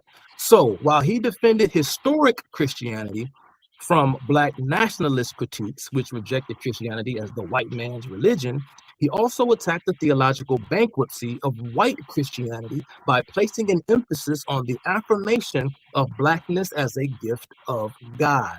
He sought to relate Christianity to the practical struggle for Black freedom and maintained that this liberation required the Black Power perspective, because he believed that Jesus and Black Power share a concern with freedom and humanity and seek liberation for the oppressed. It followed that God's liberating power in history must be evident in the activity of Black Power. So instead of you and I going back and forth having these debates, go into the philosophical literature of the progenitors of these ideas and wrestle with that. That's what we are wrestling with. Now, you're either going to time out now. Now, let me finish and I'm done. You can either defend Cone and King's position and Cornel West's position, or we can end this conversation. Do you either agree with him or you don't agree with him? If you disagree with him, then you probably agree with us on some things. Now, do you agree with Cone or don't you? Do you agree with Black Power or don't you? Okay, I know I just read a lot, and it's probably unfair, but I'm just saying, we have to go to the literature, and we have to stop playing these games. We have to get serious and go to the literature. I understand what she's saying, and it's the exact same thing she was saying last week. I do not deny that there has been attempts by Marxists, communists, people who do not, I don't think Democrats, leftists, none of them care about Black Americans. I do not think that. That does not mean that Black Americans do not have problems under a majority white power structure. And see, because just 1 second, what you were going to get? Hold on, just 1 second, bro. When you leaving? When you leaving, bro? What country you about to move to? Where you live? You see, you doing this. Hold on, bro. I just let you go. So give me 1 second. Give me 1 second. Ghana, Sudan, Chad. Where you going? Give me 1 second, because I just let you go. So give me 1 second, because you really kind of threw off my whole train of thought. What I'm saying is going against oppressions in this society does not. You just pointed out the fact that if you don't believe a certain type of thing that majority of Black people do, they're gonna call you this, they're gonna call you that, they're gonna do that. But soon as I disagree with what y'all saying, automatically I'm enamored, or I don't want to say inspired, but I'm leaning that way because I'm buying into Marxist and communist and leftist ideologies. Did I say you weren't Black? I didn't say that you said that, but I'm saying it's the same mechanism to ostracize somebody. Did I say you weren't Black? Hold on. I didn't think I never said you said that. Let's not do the theatrics thing. Let's try to keep it intellectual. I never said you said keep that. Keep it intellectual. Intellectual in the sense that I just let you read. I just let you read a whole chapter of a book. Why don't you read a chapter? I'm ready to hear you say something. Listen, if you want to get into this thing that you're doing, we can, because I came in number one. Okay, so let's get into it. Wait. What? I don't even know what you just cited, who that person was. What you cited was the fact that Marxists and leftists had an agenda to infiltrate the Black power struggle, which is really Black empowerment. I'm not saying, okay, so how about this? They invented it. They didn't infiltrate it. They invented it. That is not true, because and what I explained to her last year. You say always get them out. I wasn't even talking to you. She asked me a question. That's my point, bro. Okay, like he coming in. It is invented. But okay, here. We can settle this whole thing. Here, we ain't even got to do it. Here, let me bring this up right here. Let me do this. I was in here last week when you did it. I know what you're talking about, but can we agree that Black people fought for struggle before Marxism and the Communist Manifesto ever came out? Yes or no? Listen. I know what you're showing. I seen that last week. No. Okay. You believe the Bible, right? The Bible says there is neither Jew nor Gentile, neither slave nor free, nor is there male and female, for you are all one in Christ Jesus. Do you believe this? Yes. So if you are one in Christ Jesus, what some white person, some nameless, faceless white person is doing to you today that keeps you from achieving living your life, living out your faith? Who is stopping you from doing that? And can anybody stop you if you are one in Christ? That sounds like a loaded question. It's really simple. This is real easy when you believe the Bible. Okay. Because God says hot or cold, okay? So yes, ma'am. Do you believe that there is we're not talking about ethnicity, Jew nor Gentile, male, female. We are all one in Christ Jesus. If we believe that, then we cannot also believe that white people or a systemic system and all of this other stuff has anything over you if you happen to be Black. You can't believe both things at the same time. You got to That's not true. That's not true. You Okay, cannot say sir. that real. Then you No, need you to see, go y'all. before the You Lord just and you asked me a ask question, him. and you're not listen to what I'm saying. You cannot say that. Okay, so you will believe that, but if the leftists take over this country and they run everything and they start running it into the ground, you're not just going to sit back and say, "Oh, I believe that there's no Jew or this or that," so I'm gonna just sit back and let BS take place just because I believed it. You can believe that and still acknowledge that injustices and BS takes place in the real world. We're also called to meet injustices and handle injustices when they face them. So, like, you wouldn't say that. You wouldn't say that about anything else. But when it comes to calling out white injustices, oh, just lean on the Bible and you believe that there's no such thing as Jews or Gentiles. So how can you say that the white man is this bad? But y'all just spent 30 minutes telling us how bad that the black church is. If you believe there's no such thing as Jews or Gentiles, you shouldn't be that scared of the black church then. Right? I'm not talking about skin color when I say black. That's different. When you're talking about this, you're thinking black people as a collective, white people as a collective. You're not realizing that when the ideas go out, when the policy is being made, they're not talking about skin color. They are talking about an ideology, sir. When Who are the they? Hey, Keisha, wait, let me land this. Go ahead, If you believe that being born again makes you a new creature, not everybody that's black, you, Mo, your soul is saved.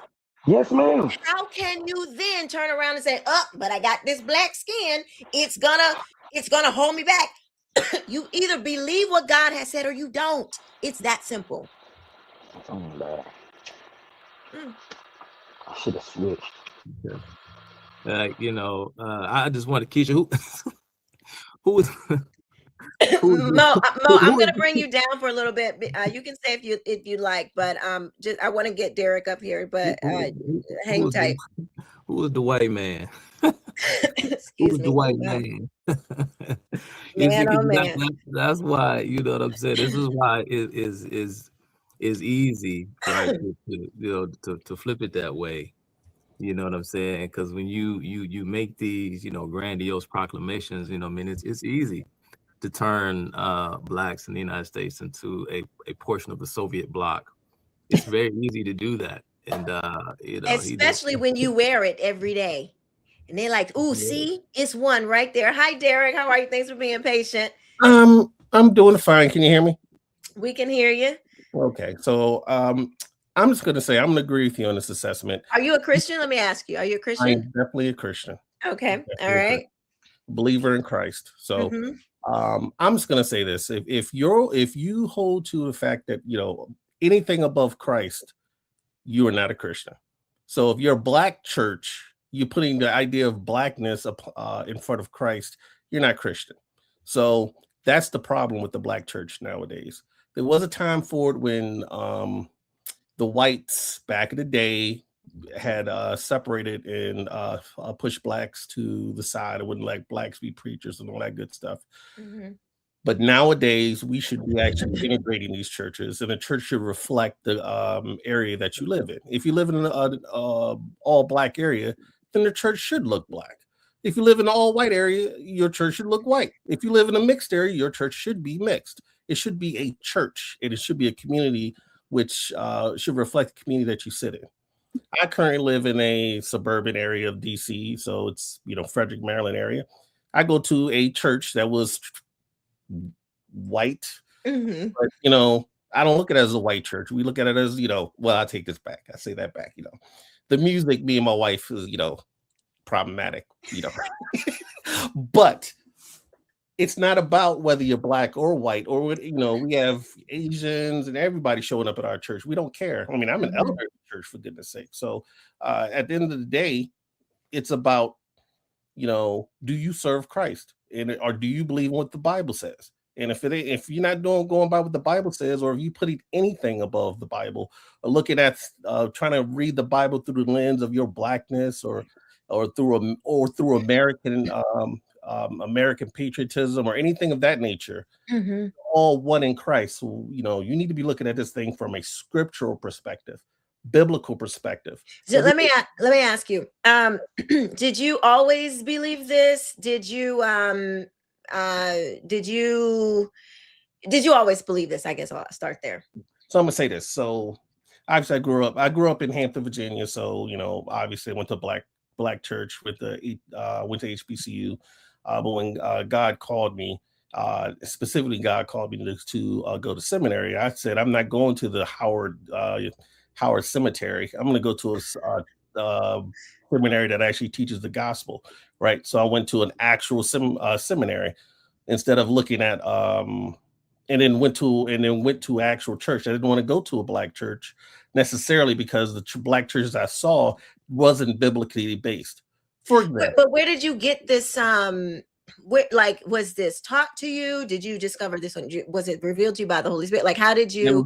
I would say it was revealed to me by the Holy Spirit. Is the Holy Spirit came upon me to tell me I need to be able to be in a church where we actually teach the gospel. So, for example, you know, and I'm a very conservative person. So, you know, I'm looking at your pulpit. If I see women in the pulpit, I'm gonna have a problem. I mean, how many black churches have women in the pulpit? All of them, almost all of them, right?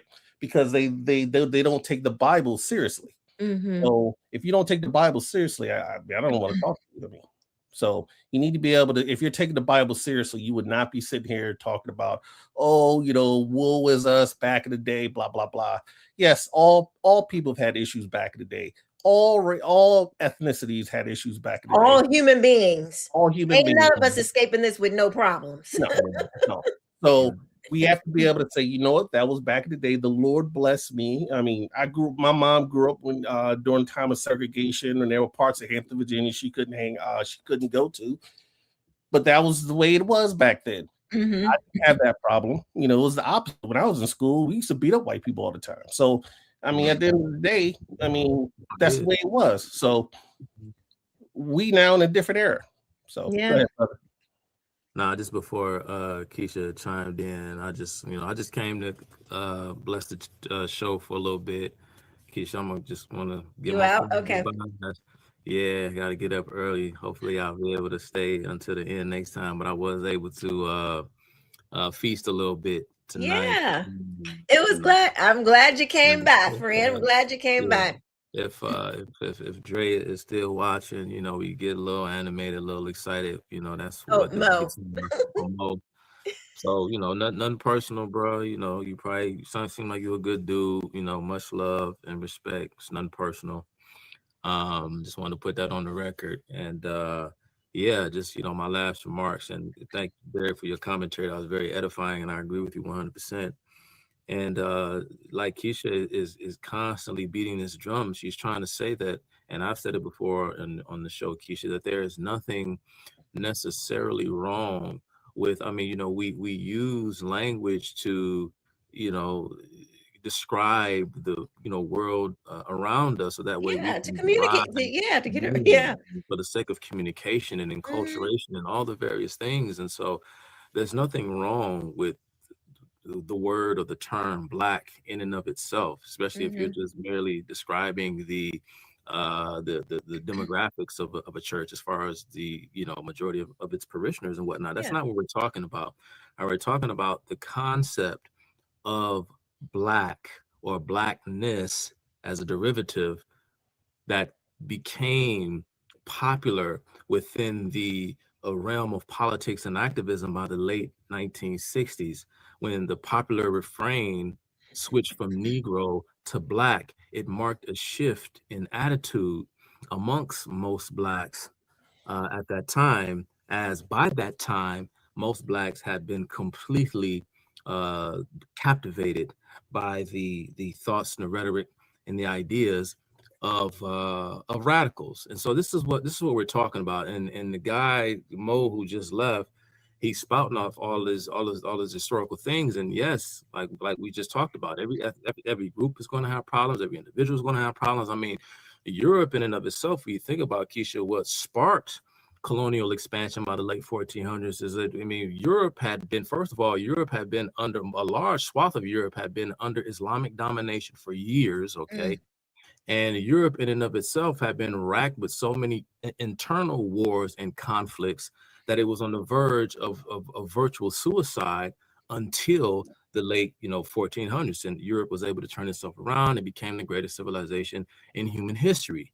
And so every group is going to have issues, going to have problems. The question, though, Keisha, is how do we address it and how do we deal with those problems? Right. If you want to deal with those problems by cultivating better human beings through the words, through the deeds, and through the teachings of Christ, then you're going to get a certain result. If you think that you can use the principles of the Bible to then try and address or petition government to force behavior upon peoples who haven't accepted the gospel in their hearts, then what are you actually promoting? Because what are you doing it for? For the purpose of creating some kind of utopia on earth that I don't think God prophesied that we as human beings could ever accomplish in the first place. And so that's the whole point of Blackness, is to create this proletariat, this group of oppressed peoples. Yes. And then the oppressed peoples in the United States proper began to link up with other liberationist struggles in Latin America and Africa and in parts of other parts of the third world for the sake of trying to overthrow or, to push back against this quote unquote white power structure that Mo kept talking about. And so that's why it's important that we identify ourselves as this collective, as quote unquote Black folks who were victims of all of these things that far more complicated than that. Again, Keisha, we didn't even have time to unpack his ignorance. Right. So I'm gonna get out of here. Y'all have a good night. And to Ryan Taylor in the comment section, I see you and I see the stupid stuff you posted. Your day coming. Uh-oh. We'll get you. Got that smoke. You better be ready, Ryan, with the Smitto. All right, we'll see you later. You a whole fool. Anybody I see running around talking about redlining, I know you don't know what you're talking about. You couldn't even define it. If I put a gun in your head, you couldn't define it. Chuck, we wouldn't do. We don't promote violence. We wouldn't do that. It's proverbial. Okay? Gotta keep the YouTube streets. They be watching and clocking. All right. I'm a little rough. I'm sorry, but y'all have a good night, man. Love y'all. Be blessed. All right. Talk to you later. So my thought on liberation theology from that perspective, I actually think it was actually created by the Russians in order to get the minorities to overthrow to use Christianity and a theology in Christianity to get the religious minorities in the West to overthrow the government. I would not be surprised if you see how, because they all came out in the 60s, all came around in the 60s. And not only did it explode in the US with the Blacks, but it would affected right around the same time in South America as well. And we know that the Soviets are behind that. So yes, Soviets, true. But Black liberation theology, as far as what I've read, I think it like France kind of was its first formal creation, from what I can see. And it was way before the 60s. I forget what year, but then it was like France, and then W.E.B. Du Bois got a hold of it, and a lot of other people. I can see it coming from the social gospel. It's from the social gospel in the early 1900s, probably formed in the liberation gospel. But I could definitely see the Soviets taking it and using it and spreading it throughout the area, because that's a way to get a communistic view, a Marxist view into your minorities to then overthrow the governments in the areas. And the Russians were really good at trying to figure out a way to use religion as a way to undercut governments that they were going after. And they always thought long term. So oh yeah, for sure. And they were very secretive. A lot of people don't know this, that they think, oh, we would know if the communists were doing this, and we would know you're really not going to know unless you actually go and look, because this thing has so permeated American society because it's in the classrooms. Let's just be real. Because most people go to public schools. Most Americans go through the public school system. This stuff is pumped in you like you don't even know what's going on, but this is subconsciously is being pumped in you. Even the idea of like the theory of evolution, like Darwinism. You study this as a child as if it's a fact. We're like, we are not taught, like, this is just a theory and it's been debunked by, at this point. They haven't changed that. Nope. But he was a eugenics. He was very much a progressive. So, it's pumped in, and you think, oh, these are just facts, and you don't realize that this stuff plays in the back of your mind, while you're going through life. And then you get, it's layered on with all this other fake crap. And so you end up, you hear this and it sounds so foreign, you're like, you're completely wrong. And people don't have an idea that, this is blackness, it being more than a skin color, a way of thinking is made up. It is a way to separate you it's a class group. It has now made you a class, so you can be the proletariat, or and the whites are the bourgeoisie. That's what it is. And it's just, they just slap black on there, just so a way to it holds you to it even stronger. And it make us inferior. I mean, look at how the Democrats push the idea of going against voter ID laws, right? The view that we need to be that we blacks and brown people can't go get an ID. We can get an ID for liquor. We can get ID to go to the club, but we can't get an ID to go vote. I'm confused. And nobody else has to bear that but the blacks. It's only the black people that can't seem to figure that out. And you can, they'll tell you, you can do anything you want in this country. But that racism. You're not going to be able to fix that. God can do everything, but that racism, he just can't tackle it. That sin is just too hard for God. But I mean, God made us all these complexions for a reason. He loves the diversity with absolutely throughout the world. He created, therefore, it is a benefit for us. Are you a pastor? Also, yeah. I'm an elder and a pastor. Yeah. Okay. You kind of look like one. You got that arm folded, eyes closed. Like I've been doing this for a while. Yeah. I mean, I'm an elder. I don't run a church, but I am Pastor Derek at my church. So. Yeah. Very nice. Very nice. And it's a white church, by the way. So.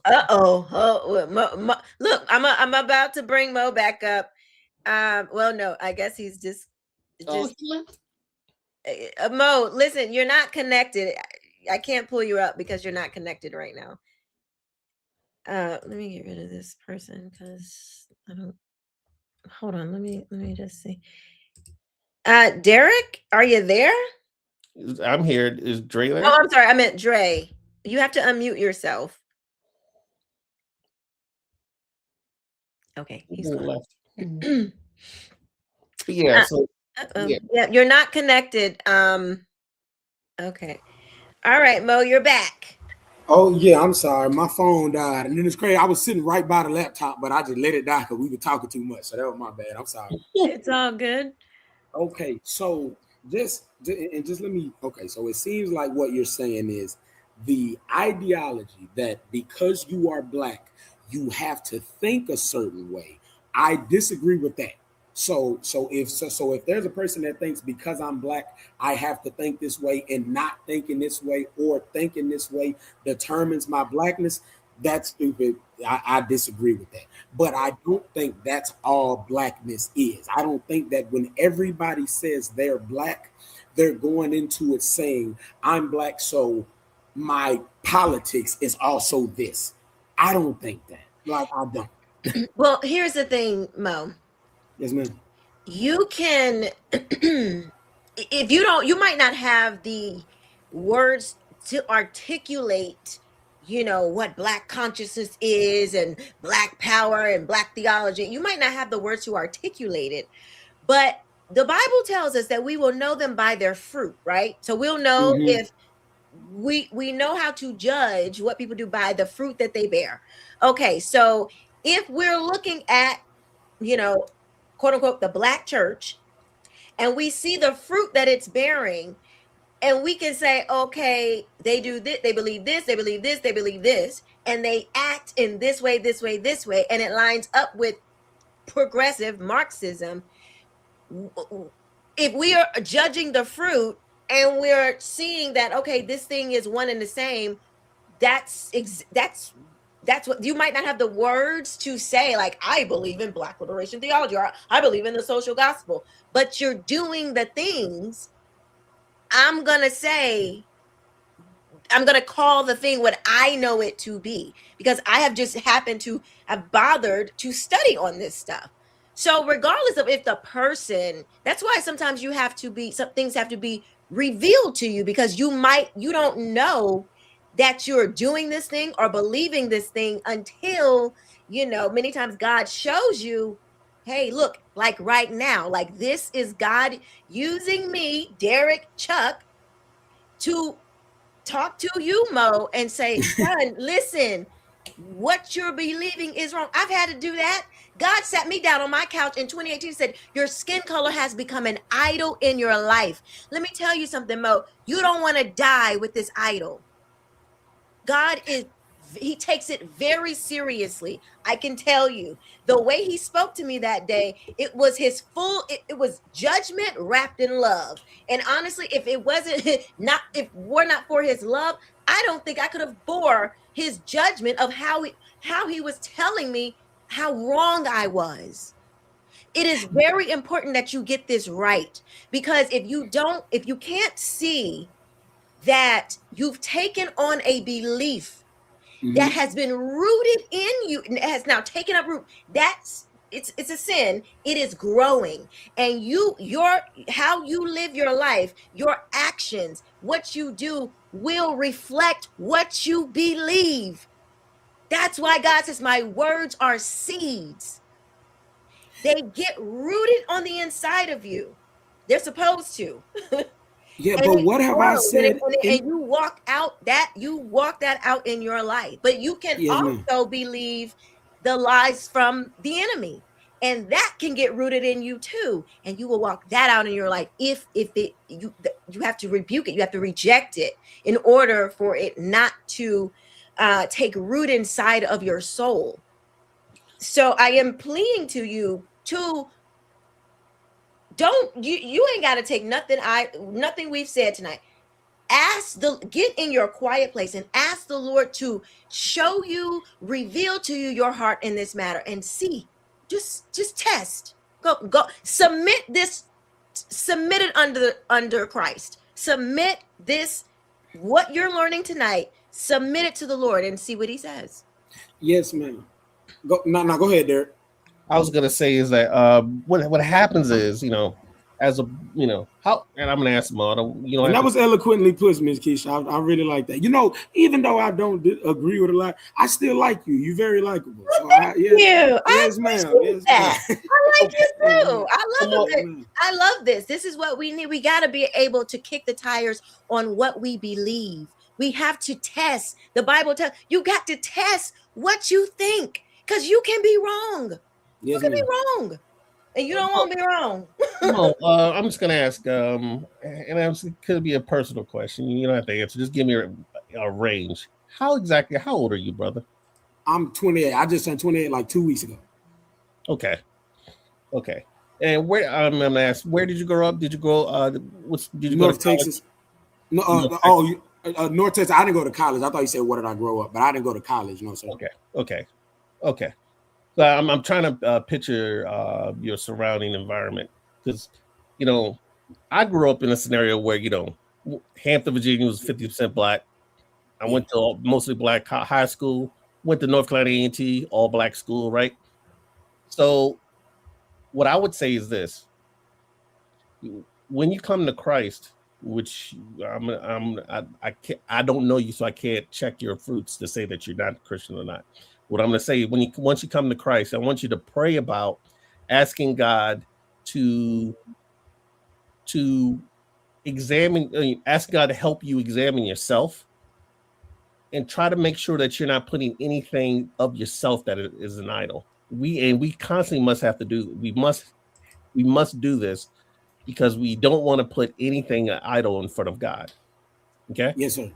So, for example, I'll give you a good example. I'm looking. Being black, as a black man growing up in the black area, just all things all black, right?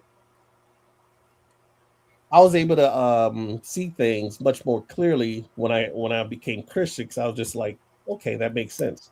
Whereas I had a friend of mine who her eyes have been open recently. Now she's conservative, but she went to Virginia Tech, and she was trying to explain to me, oh, these are the 9 categories of black people. I learned this in Black Studies. I'm looking at her like, Negro, I'm down here with all the black people I need to. We're not categories. We're daggone people.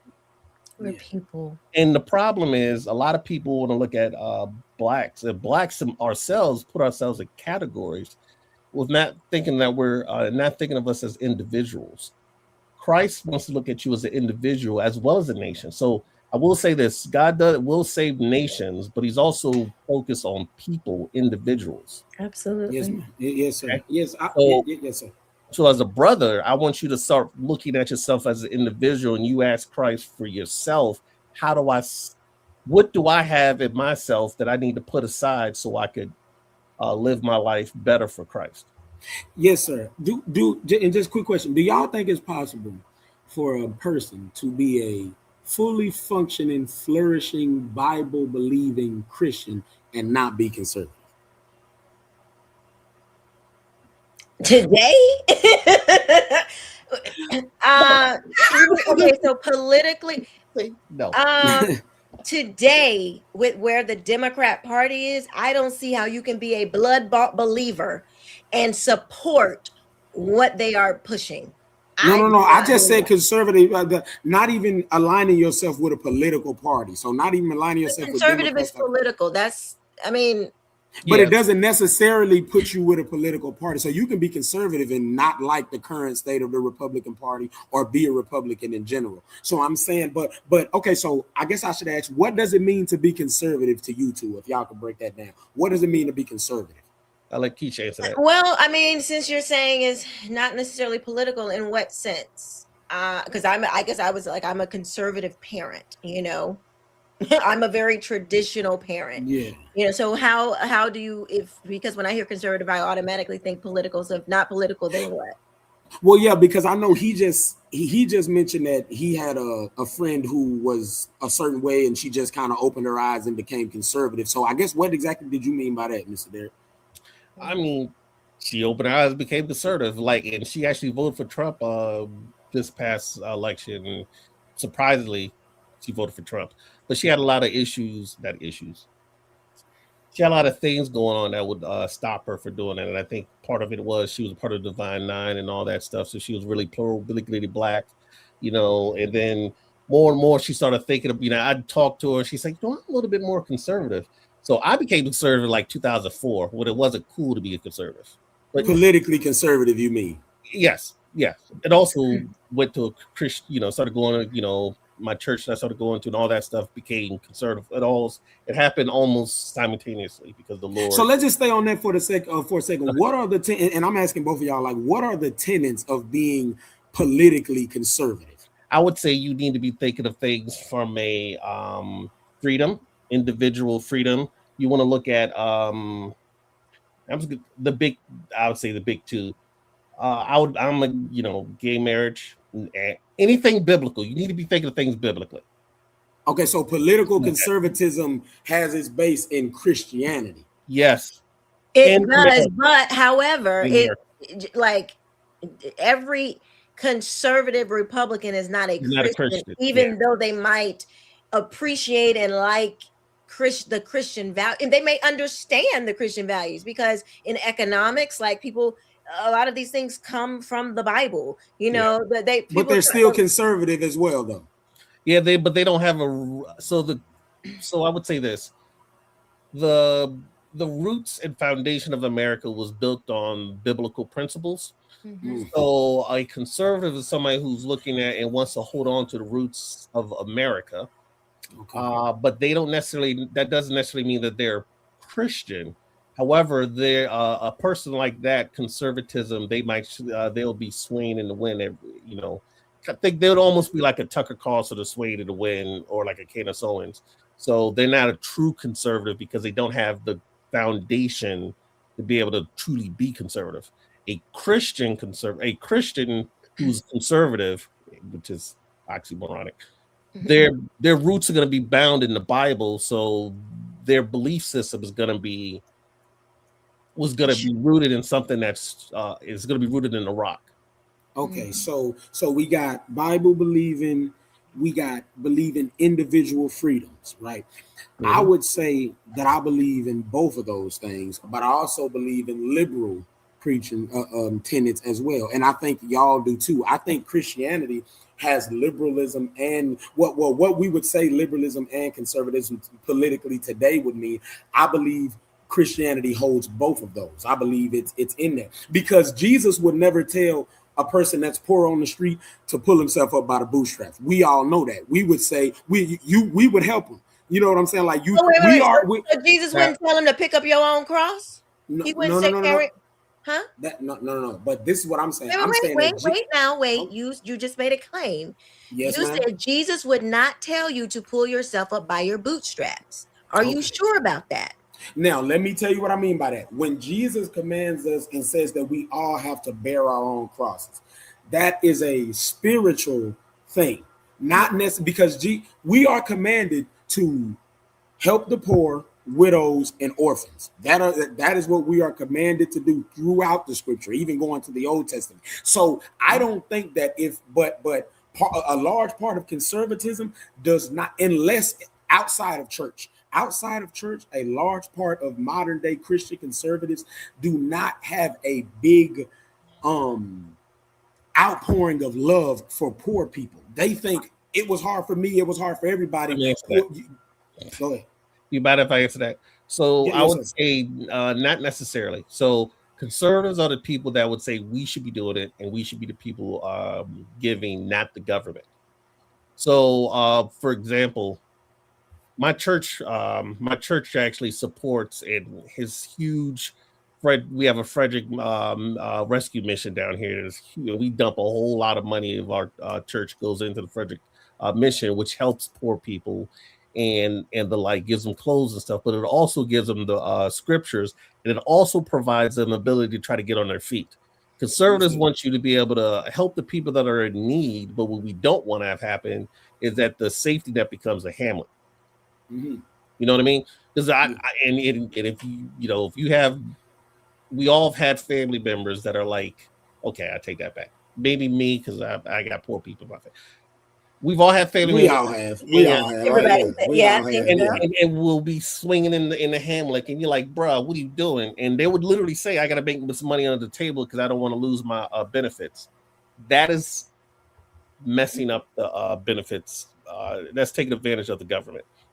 What you want to be able to do, in other words, as a conservative, is you want to make sure that you have a safety net, but not have people hanging on the safety net and sleeping in the safety net. Understood. I want to read this scripture. Yes, this is Matthew 16:24. Take up your cross and follow Jesus. Now, you said that this is talking spiritually, so let's read and test what you think. Then Jesus told his disciples, if anyone would come after me, let him deny himself and take up his cross and follow me.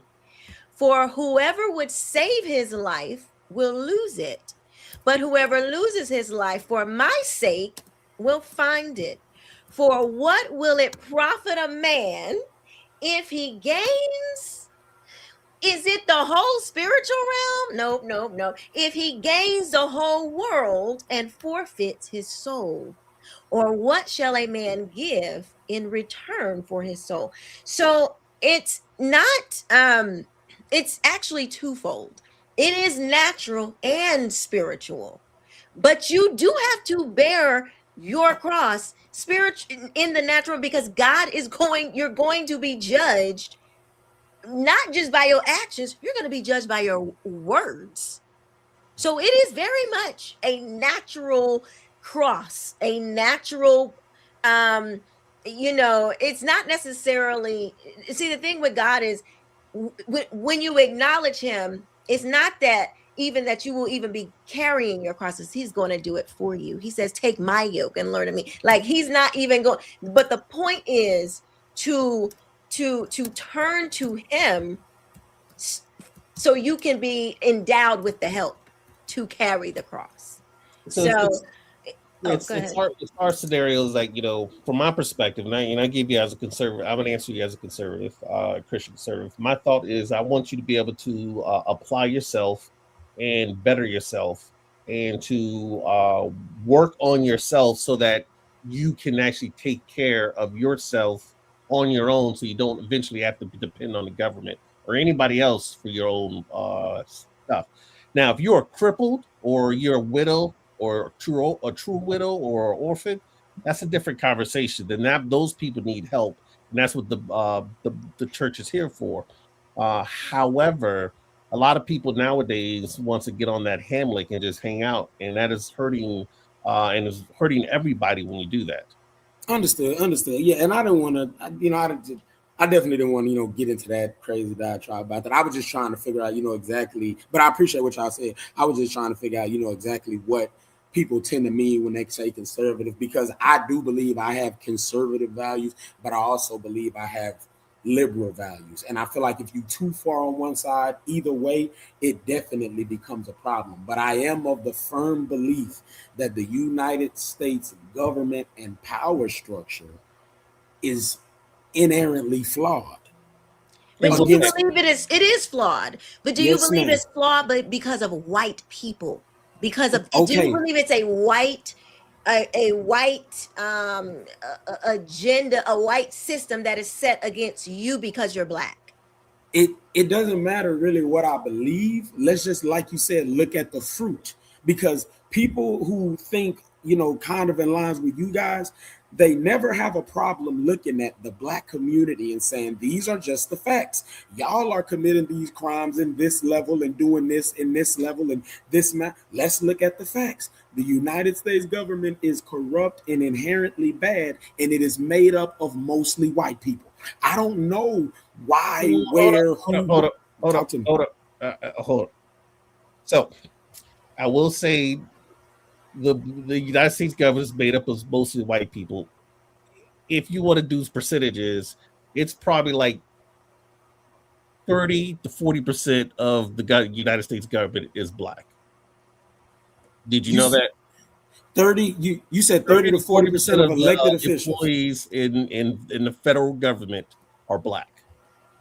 Oh, well, I mean, it would depend on how you're doing it, because you have people that technically work for the government that like fixes printers and stuff like that. But if we're talking about elected officials, 30 to 40% of our elected officials that actually run the government systems are not black. It's definitely not that high. But what does that have to do with anything? But this is what I'm saying. What I'm saying is that if the government, and first of all, I don't think that their whiteness is why the government is messed up. I don't think like I'm not looking at it as if like they're evil because they're white or their whiteness is a sin or none of that stuff like that. That's not what I'm saying. But I'm saying that the United States government is inherently flawed, and the United States government has never cared about Black Americans, and that is a problem. But how do you say that? Because you're trying to say a system is okay.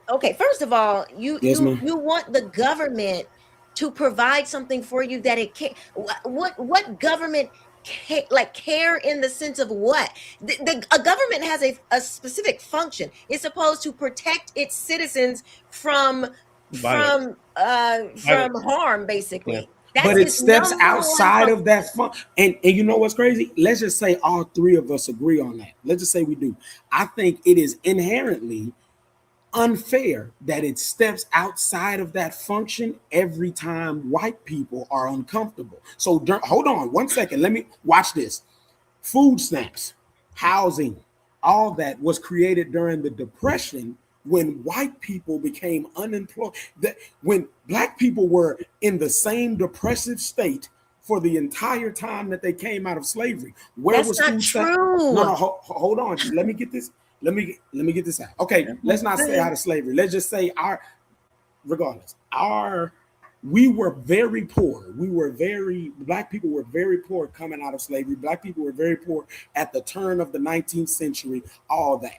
We like our unemployment rates was high, all that. Or we were being paid extremely low to where we could not keep up. No, I gotta stop you because that's not true. Sir. How is that not true?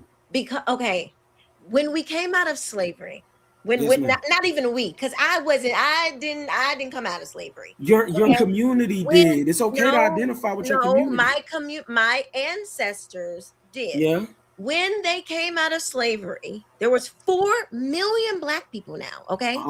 Yes, ma'am. So in the 100 years after slavery, Black Americans rose in literacy, economics, in every major category, like super fast compared to other people in times that people who grew up in who came through similar slavery. The Black American rise of economics, family, and all that, and literacy was literally a phenomenon. Well, of course it's going to be a phenomenon, and it's going to go ahead. Yes, ma'am. The reason why, partly, a lot of them really did have true faith. B, they had the skills to work. If you read Booker T. Washington's biography, he says he was born a slave. Okay, yes, he was freed in freed during slavery, when slavery was over. Yeah, he said when slavery was done, that many of the slave master and their children. This is almost a direct quote because I've read it a million times. The slave master and their children, they suffered more than the slaves did because they didn't have any skills. So former slaves were in high demand for work. That's why unions were created. Not because Black people couldn't get work, but because they were getting work. They were getting all the work. The government and nobody else cared about them being Black. That's not true. That part is not true. And the reason, and just to push, no, Ms. Keisha, just 1 second. Let me push a lot of 1,000%. Okay. So let me tell you about the laws that came after construction. In a lot of states, you could not work. You could not have a job unless it was a former slave type job, and you could only work on plantations. So you could only get money from former slave owners on plantations. So how you get Black Wall Street? How you get and that wasn't the only of course.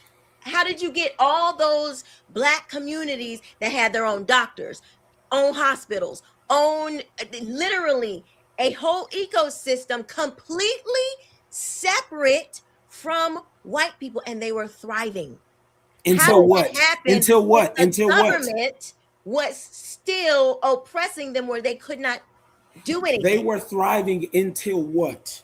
Until the civil rights movement. That is not true. Most of those communities were gone by the 20s and 30s, not just because a bunch of white people came and burned them down. In the 20s and 30s, they rebuilt Blackwood. They rebuilt it. No, but it was never thriving the same way. I'm from Fort Worth, Texas. I'll tell you where I'm from. And we gotta go. I'm like tired. I get what you, and I gotta check on my people in the chat. So real quick, I want to answer you quick, Mo. I'm gonna ask you a quick question, Mo, for you. Yeah. Where are the poorest communities in America today, and what complexion are they? I would say white, probably. They are definitely white. The 4 most poorest counties in America today are like 96% white. Yeah, but you never want to do it like that. You want to talk about the percentages as far as like per capita. We're poorer per capita though. Yeah, we're poor. Even though we're a lower percentage of the population. I mean, also if you look at welfare, most people on welfare are what? White. Mm-hmm. But there are more white. Okay, so more people. So most people in time out. Whites? Most people in prison are white. But but ours outweigh them on a percentage scale. So technically, they're the most, I guess, bad, you would say, because most people in prison are white, but you wouldn't say that because as far as our percentages are concerned, we outweigh them on a percentage standpoint. So you never want to do it raw numbers because they're going to make up more of anything raw numbers because there are more of them than there are of us. But the point is, Mo, I hear, yes, okay, cool. The point is, if the system is racist and it's only for whites, then why are so many of them poor, in prison, and all of these other statistics? Yeah, that's the point. Why does white supremacy, and I know y'all don't like to hear this, but just give me this. White supremacy does not dictate every white person has to flourish. That is not that has never been a tenet. The most racist white person would tell you that. Some of the most racist white people don't like poor white people. So the tenets of white supremacy does not say every white person has to flourish. It says that it is a political advantageous reality for the white person to, no matter what, outpace everybody who is not white. That goes back to who today is making up these rules for these white people? Because if I wanted to go talk to these people, if I wanted to email them, where do I go? Who do I see for this? Who's the head of this white? Okay. So one thing we got to understand is, if you do something culturally, systemically as a society for a very long time, eventually it can be on autopilot. We agree that. That's why. No, I don't agree to that, because what you were first talking about were laws on the books. Jim Crow, those were laws in certain states. All of that stuff. These were laws. New immigration law, immigration laws. Immigration law. I'll tell you, there was a NAFTA trade deal right after the civil rights movement. They used that as a way to ship most black jobs. Clinton, go ahead. Yeah, they use that as a way. That's pretty much when everything started becoming made in China, right? So they shipped most of the jobs overseas. And there's a book by this, I forget the author's name, but it calls, I think, When Black Jobs Disappear. But it pretty much made most inner cities that used to be thriving, most major black inner cities got 2 to 3 unused warehouses and factories and mills and all that aren't being used. Those used to sustain the inner city black community. They shipped those overseas, and then they brought immigrants in to do all the hand labor that was taking place in the South. That is not ancient history. That happened when both of y'all was born. That happened before I was born, but when both of y'all was born. Question. Yes, sir. Question. So, all right. So why, therefore, your people think it's racist when people say we shouldn't have illegal immigration? You said why do what? Because they still every time when I say, hey, we need to stop this illegal immigration, Trump should build the wall and put alligators around the moat around to make sure people don't cross that southern border. People call that racist. I don't know. I mean, I don't think that's racist, but like that's not racist. But this is what I'm saying. There are tenets on, but see, y'all thing is two things can be right at once. And what I'm saying is immigration definitely hurt black Americans, but white folks did it without a regard for for black Americans. That's what I'm saying. I'm trying to understand. Do you think that they did it for, so you think it's like, okay, well, they did this, they created this new thing. They when they were creating it, they had black people in mind, like, yeah, we finna get these N-words now. They had disregard for them, and they have the type but of. How do you have disregard for? Because white people suffer too. Just look at the Appalachian people; they have suffered too. White people, you can't.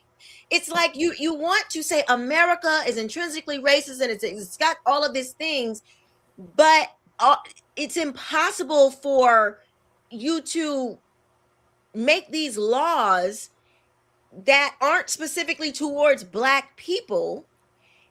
Now they're open to everybody, but it still only affects black people. It's like you want to be oppressed at any cost. It don't matter what happens. If one black person suffers, if one black person lost a job, then oh my God, it was racist. Like that's not That's but not that's how not this what works. I'm saying. But I'm saying you have to look. We are a very small minority. Well, not a very small, but we're a smaller minority compared to them. So everything that's going to be disadvantageous, you have to look at it differently. They probably can afford to lose 2 million jobs. If we lose 2 million jobs, but white people, because they're over 100. Just give me a second. Just 1 second. Hold on. All I'm saying is the L's that they can afford to take, and that's with anything. Like if I create a disease that KILL's only redheaded people, but it might get some brown-headed people. There are way more brown-headed people, but redhead people are the ones that's really on the chopping block. We were really on the chopping block with those immigration laws and that NAFTA trade deal that sent away most of the jobs. That's what made the Black inner city community go into distress, a lack of jobs. It wasn't a lack of moral character, none of that. When people don't eat, whether it's medieval England, ancient Egypt, the poorest among you are always going to be the most violent. It doesn't matter how much you preach. It doesn't matter how much you talk to them about God or anything. So what I'm saying is when they did that, they had no disregard. If the same percentage of white jobs would have disappeared, let me tell you what they would have done. They would have done what they did during the Depression, and they would have created food stamps and housing and an economic stimulus package that was for white folks. But when all of our jobs disappeared in the 60s and the 70s, what did they do for us? We got the remnants of food stamps and housing and all that, but that really didn't help. Like there was no, they shouldn't have done it in the first place. The government is not your provider. The government is not your provider. But it's been that for white people multiple times. If you claim to be, this is why I like to stick to what because you cannot say, I'm a Christian, I believe that this is the word of God, this is what rules my life. You cannot want to depend on the government and also say, but God is my provider. Because if your dependency, if you steady looking for a government which is a nameless, faceless, they don't know you, they don't know your situation, they ain't in your house, you're looking to them to be some kind of nanny. Okay, so Miss Keisha, if somebody kicking your door right now, don't call the police then, right? Excuse me? If someone kicks in your door right now, you won't call the police then, right? That's a government official. I believe Derek. we have the Second Amendment. That's why we have the Second Amendment, for me to protect it's for the government if the government gets too froggy. But yet also if somebody tries to, we have laws that the government created that says I can protect myself and not go to jail. So that, like I said before, the government that's part of its duty to make sure, that there's law and order. Because if people are just running up in your house and there is no law and order to say, no, you can't do that, to deter people from doing things like that, we won't have a civilized nation. So it wouldn't behoove the government to make sure certain vast majorities of your population does not become destitute to where they will have those, to create those instances that would make them not have law and order, in the sense of like, there's plenty of governments like that. They're socialists and communists, and all the power is concentrated at the top, and they will gladly tell you what you can't do. You made $1 million, cool. Well, this person over here doesn't have $1 million, so we're gonna take your labor, this is what happened in slavery. We're gonna extract what you made with your own hands, and we're going to redistribute it to the people that don't have it. Because no, that's not the point I'm making. I'm saying, so where are they supposed to get? Where is the government going to get its resources to care for all these Black? I'm not saying the government is supposed to care for everybody. I'm not saying the government is supposed to give us a handout. Where I'm saying the government to care for anybody. They're not supposed to do that. This is what I'm saying. Stop doing anti-beneficial stuff that impacts the Black community. They've been doing it for centuries. I just gave you 2 things that happened in both of y'all lifetime that led to it, and you don't even want to acknowledge that. I'm not asking for handouts. I'm not asking for nothing, but you have to acknowledge that shipping almost 50% of Black jobs away and allowing that, if that happened today, now everybody loves saying made in America, proud to say we're made in America. You wasn't proud for the last 50 years when you shipped Black jobs off. Mo. Yes, sir. Why did they ship those jobs overseas? Do you think they had Black people in mind when they shipped those jobs overseas? Okay, I'll tell you why they shipped it overseas. They shipped it overseas because after the civil rights movement, number one, anything that you make the government do, the government is going to make the private sector do. We got civil rights by way of government. It was also about civil rights in the interest of dollars. Black people were extremely underpaid in those jobs. They weren't allowed to unionize. They weren't allowed to get basic worker rights in those jobs. Once the civil rights movement happened, those industry, plus you had the rise of the Communist Party in China, where they could send a Toyota, a Chevy dealership overseas and have them make a car for $3. That's not communism. That's capitalism. Hold on, Mo. No. Time out. Mo. Hold on. I'm gonna help you out. Oh man, Mo, you don't know. No, I wasn't. No. I know that's communism, but I'm saying that's capitalism to say that we're gonna take those jobs away from America. Black people are American citizens. If they did that to white people today, they riot. Let me explain to you exactly what actually happened, because you're getting things all mixed up. So NAFTA happened under Clinton in the 90s. Okay, so that's like 30 years after civil rights. All right. So there's a huge time span during that particular time. And I know this because NAFTA actually hurt my wife's mother because she was union. Okay. So this is actually something that fits right into what I could tell you this, because personal experience with my wife and her mother and what happened to her. Okay. So the reason why, and it wasn't the government that shipped the jobs overseas, it was the private industry, but it was enabled by NAFTA because it was government policy. Yes. And NAFTA didn't ship it over to NAFTA really is North America. So really it's shipped down to Mexico. The reason why they did is because Mexico was cheaper labor. Because, and you know why it's cheaper labor? Because of unions. Unions made labor too expensive in these blue cities, so they went to either the South or they went to Mexico. This is why Ford, instead of having plants up in building all their cars in like Michigan, where there's a heavy union presence, they shipped half their cars are built in Mexico, and other places they build them in the South where you don't have unions, because unions drive up cost, and governments, companies, they're looking at the bottom dollar and trying to figure out how to make sure they make things at the cheapest price possible. And unions drive up the cost of the most important expense for any company, which is labor.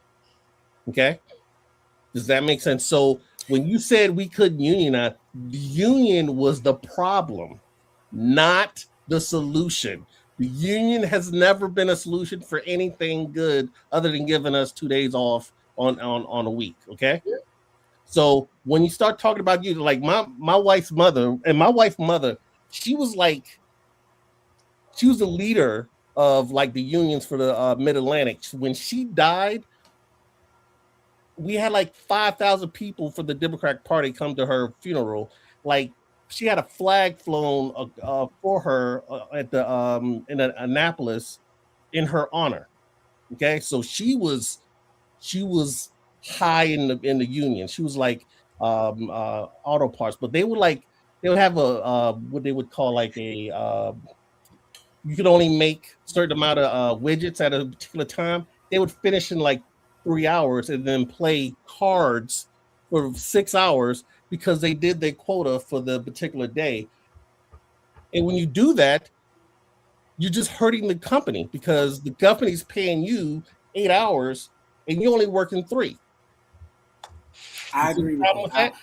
Yes, sir. I understand that. There's abuse in every system that's ever going to be created. I'm not saying that. But okay, so then you but should hold not. on, but Miss Keisha, you touched on the fact that right after slavery, most of the unions were made because black people were the main trade, the main people with trades, right? Uh-huh. Did the government say we still gonna go out of our way and let all these jobs flow to black people because they're more skilled, or did they make certain laws? They literally made laws. The federal government did not. The federal government did not. It was some states that implemented like Jim Crow, but it wasn't all. It wasn't all states, and it wasn't all. This is what I'm saying. It's the Jim Crow is inherently. It goes against the federal law. You're taking away civil rights from black people to give at the behest of white people so they can still thrive, even though they weren't the most skilled. And the federal government did not step in and say, this is going to damage this population of people. And I'm saying when you send the jobs overseas, it's the same thing, regardless of if it's unions. You can come in and negotiate with the union. I mean, not the government. I know y'all don't want government hand in it, but the unions can negotiate this. A lot of things can happen before we sign an agreement that just blatantly sends away almost 50% of a certain demographics jobs because they don't like unions. That you can do that, but I'm telling you, it's gonna be a problem. And you didn't do it with white folks. I'm telling you, this isn't a black-white issue. That was a labor too expensive in the U.S., especially Blue City issue. That was not a black and white issue. Not everything. So here's the problem: you're seeing things with a black and white lens. You need to take those glasses off. Yes, you are, because you said this is all black and white. The reason I see it as a black and white issue is because when I see it happen to white people, I see white people react different. Y'all not seeing that? You don't see it. Okay. I'm done because I'm getting ready to go. So Derek, I'm gonna go ahead and let you go. Thank you so much because I'm getting ready to get off. I'm just gonna say one thing. Hold on, Mo. One thing. I need 28. So I'm gonna tell you what you should. I'm gonna give you some heads up. I want you to read. You ever heard of a guy named Thomas Sowell? Yes. Have you read any of his books? I read some of his stuff, not all of it. Definitely, you definitely need to read. Read his stuff on economics. Yeah, read Black Rednecks and White Liberals. Oh, I read some of that. Yeah, I know that one for sure. That's a book. Read that book again, and you'll understand when she's talking about how blacks were actually progressing way better before the 1960s civil rights era than what we were progressing these past 60 years. Civil rights era actually slowed us down in progression than what it did before. So okay, so Miss Keisha, one last question. All right, Derek, thank you so much. Come back anytime. God bless. Yes, and Miss Keisha, I hope you still keep bringing me up, even though I know you get mad at me. But I'm glad you're thinking. I'm glad you're thinking. So just one question. Okay.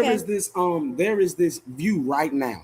A lot of people from India that are excelling in South Asia, that are excelling in the tech sphere, right? As far as anything that got anything to do with a computer, they kicking ass, right? And they coming over here on visas and scholarships and all that, and they're taking tech jobs away from white college students or just white people in general. That is an actual fear, and that's an actual conversation that's happening. Do you think that we should go with what Derek said? It's not like that. They're the better ones. It is what it is. They cheaper because they are doing it for cheaper. Should we just let that happen? And do you think the government is eventually going to let that happen if 30 to 40% of white people in that field lose their jobs to Indians? Or do you think they're going to stop those visas and stop allowing that to happen? I think I don't. It depends. I think they are already, because it's an immigration thing, I think there is just kind of like, we need to get our own house in order before we start opening it up to other people, because it's a mess because of it. We have a lot of problems because of immigration. So I don't think I don't think that this is a black white thing. I think this is an American thing, because you can keep talking about white people doing this and it's affecting black people. We can say that till the cows come home, but at the end of the day, we are able to individually make our own decisions. You can make your own decisions. Black Americans are the most successful people in the entire world. Okay, so if you ain't making it here, yeah, there is no other place in the world that is going to give Black people the opportunity to change their life in as far as freedom and the liberty to make the life create the life that you want for yourself, but in this country. But you can say that about Christians in this country, but you're still scared about the leftists and their ideologies wiping out true Christian beliefs. Not scared, sugar, not scared. I'm so sorry, not scared. But you still speak on the fact that leftist ideologies and communist principles are trying to wipe out the Christian ideologies and the Christian beliefs that we believe in, and this is the most pro-Christian country on the face of the earth. So why should we even talk about the fringes of leftists and liberals that are trying but they are not actually Christian. That's why when I bring people up and I say, are you a Christian? Are you a Bible believing Christian? Because just because you say you're a Christian does not mean that you actually believe the Bible. Yeah, I agree with that. Because these Black churches are not Christian. That's these churches that's not are not Christian. So they don't actually believe the Bible. And I just wanted to say this. There is no perfect government. It don't exist. You're like, I'm tired of the government doing harm to people. Well, in life, you have trade-offs. You don't have perfect outcomes. There is no such thing as a perfect outcome. But we have a thing called the Constitution that calls us as citizens to hold the government. Hold on. That calls us to hold the government accountable when it's not holding up to the standard of the Constitution. That's what makes us different from a totalitarian Marxist economy. We can say the government is tripping right here, and whatever we need to do, whether we need to vote somebody out, impeach them, whether they Democratic or Republican, the government is making a constitutional error here, and our Constitution says we get to call that out and we get to hold them responsible, and that's just what we do. Every disagreement or every law that happens to harm some people doesn't necessarily go against the Constitution, because that's why we have the Supreme Court to say no, you can't. That's why when certain laws try to even get passed, the Supreme Court, they will typically, they'll get sued, and then things can go all the way to the Supreme Court. They look at it to see, does this actually align with the Constitution? Blah, blah, blah, blah, blah. So it's not everything that doesn't go the way you particularly want it to go doesn't mean that it's a constitutional, mishandling, and these are all this is an interpretation, and you can think a particular law is bad or good, but somebody else can think that particular law or that particular law policy is not good. And so it varies. But if you're Black, you are supposed to believe that whatever Republicans do is bad and whatever Democrats do is good. You don't get any nuance. You don't get any. You don't get. And I think that's stupid. I disagree with that. I disagree. You're saying that with your mouth, but when you start expounding on what you actually believe, you're like saying that there are some instances where the government does a thing, and if the government can be unconstitutional. Okay, so you do. When the government made gay marriage legal, you disagreed with that. When the government took away states' rights and said in all 50 states from now on, gay marriage is illegal, you probably felt like that was an unconstitutional right to take away states' rights to make that decision, as did I. That's going against liberals, that's going against Democrats. That has nothing to do with any of that. But we can say the federal government overstepped and did something wrong. We can agree on that. So, but when I say they're doing something wrong, it's like we all can agree that the government is tripping until the government trips on Black people. Then it's not that big a deal. And so then how did you get the Civil Rights Act? Because that was literally specific for black people. How did black No, people? no, time out. No, the Civil Rights Act was for everybody. That was personally, that's my problem with it. I felt like it should have just been for black people. It put women in there, it put immigrants in there, it put sexual orientation in there. So there were black people specifically died for it. How exactly? Without because the Civil Rights Act is actually not constitutional. You can't say that all men are created equal in the Constitution, but then at the same time and say, well, you can't discriminate. You can't by rate. How is that freedom? How is the government telling a business that they have to serve this black person, or they have to serve this whatever person? How is the government telling you, a private citizen who happens to own a business, how is that constitutional? Okay, so I'll tell you how. The Constitution guarantees anybody that is born in the 50 states the pursuit of life, liberty, and the pursuit of happiness. You can have laws, but if they infringe on those constitutional rights on the federal state, it goes against it. That was why we had the civil rights movement, because they were using states' rights to say it's our states' rights to say that black people can't come in this town after the sun goes down. But no, you can't do that federally. That's illegal because they are U.S. citizens. They can go where they want to go. So you can have. Yeah, but shouldn't you have the right as a citizen to do if you don't want somebody in your business? Shouldn't you have the right to say that? We're not talking about whether or not you can be in somebody's business. Should you have the right to say, I don't want to serve this person?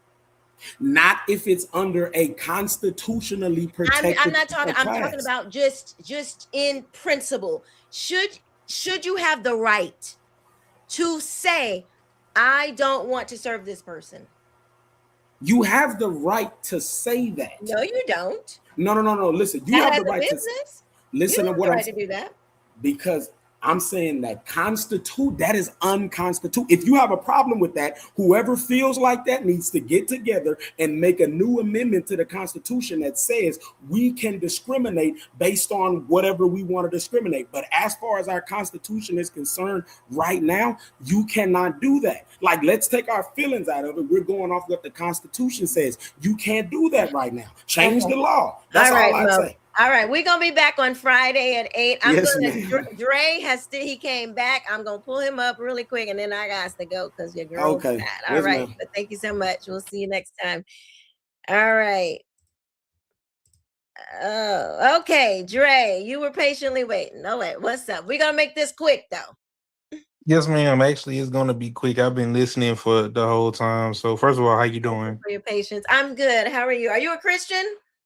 Yes, ma'am. 100%. Bible believing Christian? 100%. Okay. Yes, ma'am. Actually, I'll be honest. I had more questions than debate. And honestly, y'all answered a lot of the questions. But I do want to kind of reiterate on one particular one. Okay. You were talking about the black church and the black liberation. Black liberation theology, gospel. Yes. Can you explain to me what black liberation is, and can you explain to me what its connection to Marxism is? Okay, so Black liberation theology, it is a theological movement founded primarily by James H. Cone. He made it popular in 1969. It reinterprets the Marxist idea that it reinterprets Christian theology through the lens of Black American experience, arguing that God is on the side of the oppressed and that Jesus is symbolically Black. And so because God is on the side of the oppressed and Jesus is Black, therefore Blackness is identified with oppression. So those are that's the high level overview of what it is. It says, here are some core claims. God identifies with the oppressed, therefore Jesus is Black. The gospel is not merely spiritual. It demands political liberation from systemic racism. The white church maintains a racist white God that supports white supremacy, and that true Christianity requires action against, did I read that already? Action against systemic racism. So that's Black liberation theology. And you asked what the social gospel was? No, I was asking, it's a connection to Marxism. Oh, okay. So it breaks you down into classes. So with traditional economic Marxism, it was you were either a part of the proletariat, which was the worker class, or the bourgeoisie. I think we know what that is because we call it bougie these days, right? So there were two classes, and Karl Marx said that the only reason why a bourgeoisie exists is because of the system. And so we have to tear down that system so the workers, the proletariat, can own the production. They need to be in charge because they are the ones that are being put upon. They're the oppressed. So we don't have a class system in America. In America, you can be born rich and die poor. You can be born poor and die rich. So we don't have these permanent classes that you were born into, right?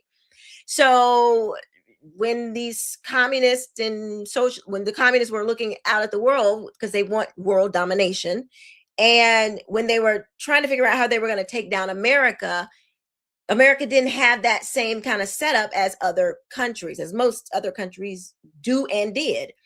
So what was the way that they were going to be able to drive that to divide us that would bring the system down? They use race. Oh, there's already conflict. There's already a rub there. So they took race and they made it, they put it to progressive, they put it in Marxist terms. So Black now became it wasn't merely your melanin level, it was a political class that needed to fight the system because you are oppressed. So that's kind of a very high level overview. Okay. I don't want to take up too much of your time. I know it's been 3 hours and you've been doing your thing. Look, you were there first, and I tried to get you up a few times. Yeah, I had a whole lot of issues. I was using my phone data the whole time. Didn't even realize I could use the house Wi-Fi, and then it was crazy. But I do have a couple things that I probably did disagree, but it's gonna be a long conversation, and I want to respect your time. And yes, so sir.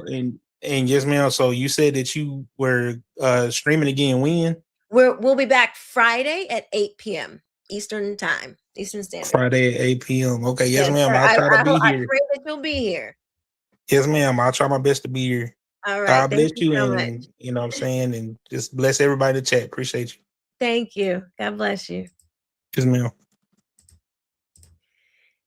Ooh, we had a fiery night tonight. This was good. Let me read these super chats and then I am out. Let's see. DT says, I am loving these informative and healthy debates. Me too, DT. Thank you for being here. Thanks for helping out. Appreciate you. Brandy, this is my new friend, y'all. She said, you're awesome, Keisha. Thank you so much for the $2 super chat. Thank you. Alethea, hey girl. Keisha, thank you for your encouraging teaching of biblical truth. Blessings to you and happy Mother's Day. Oh yes, happy Mother's Day to you too. Thank you so much for the super chat. And we have Michael Gilleran 4108. Thank you for the $5 super chat. Says Proverbs definitely tells you how to pick yourself up by your bootstrap. There's a lot of scripture that tells us how to produce. God, he made trees, not chairs. So he gonna give you the tree, but you got to go make that chair, okay? Thank you all for your support of the channel. If you would like to support in other ways, you can hit me up on Cash App. That's $, Miss Keisha K. Buymeacoffee.com /Keisha King Benton. Super chats and super stickers. So thank you all so very much. I really appreciate you. Let's see what we got here. Carmen, thank you. Karen, hey Karen, so glad you're here. Let's see, Megan, thank you so much. So yes, we will be doing these debates Wednesdays and Fridays at 8 p.m. Eastern Standard Time. All right, tell your friends, tell them to come on over. We want all the smoke, okay? We want all the smoke. This idol is coming down, okay? It has been too long. This thing has done enough damage, and we are on assignment for this to confront this demon and bring this race idol down. No more worshiping your skin color is over. Okay, thus saith the Lord. It never should have been, but it is over. So I just want to thank you all for being here. And let me see. All right. Did I miss anything? Let's see. I got Carmen. Who else was in here? My co-host. Who? Uncle Tom Talks. Thank you for being here. Oh, We Watch is here. Ryan, I've been seeing your name. You might want to come on up next time. Okay. So you said you're going on after Dre on Friday. I would love to have you guys. So you've been talking a lot of stuff in the comments. Okay. And Chuck wants to smoke also. Hopefully he can be there. Let's see. Yes, We Watch is here. Thank you. Let's see who else we got. All of you. I really appreciate you. I will see you on Friday. Be here because we will be back to tear this idol down. Y'all have a blessed night. Thank you for watching. Bye-bye.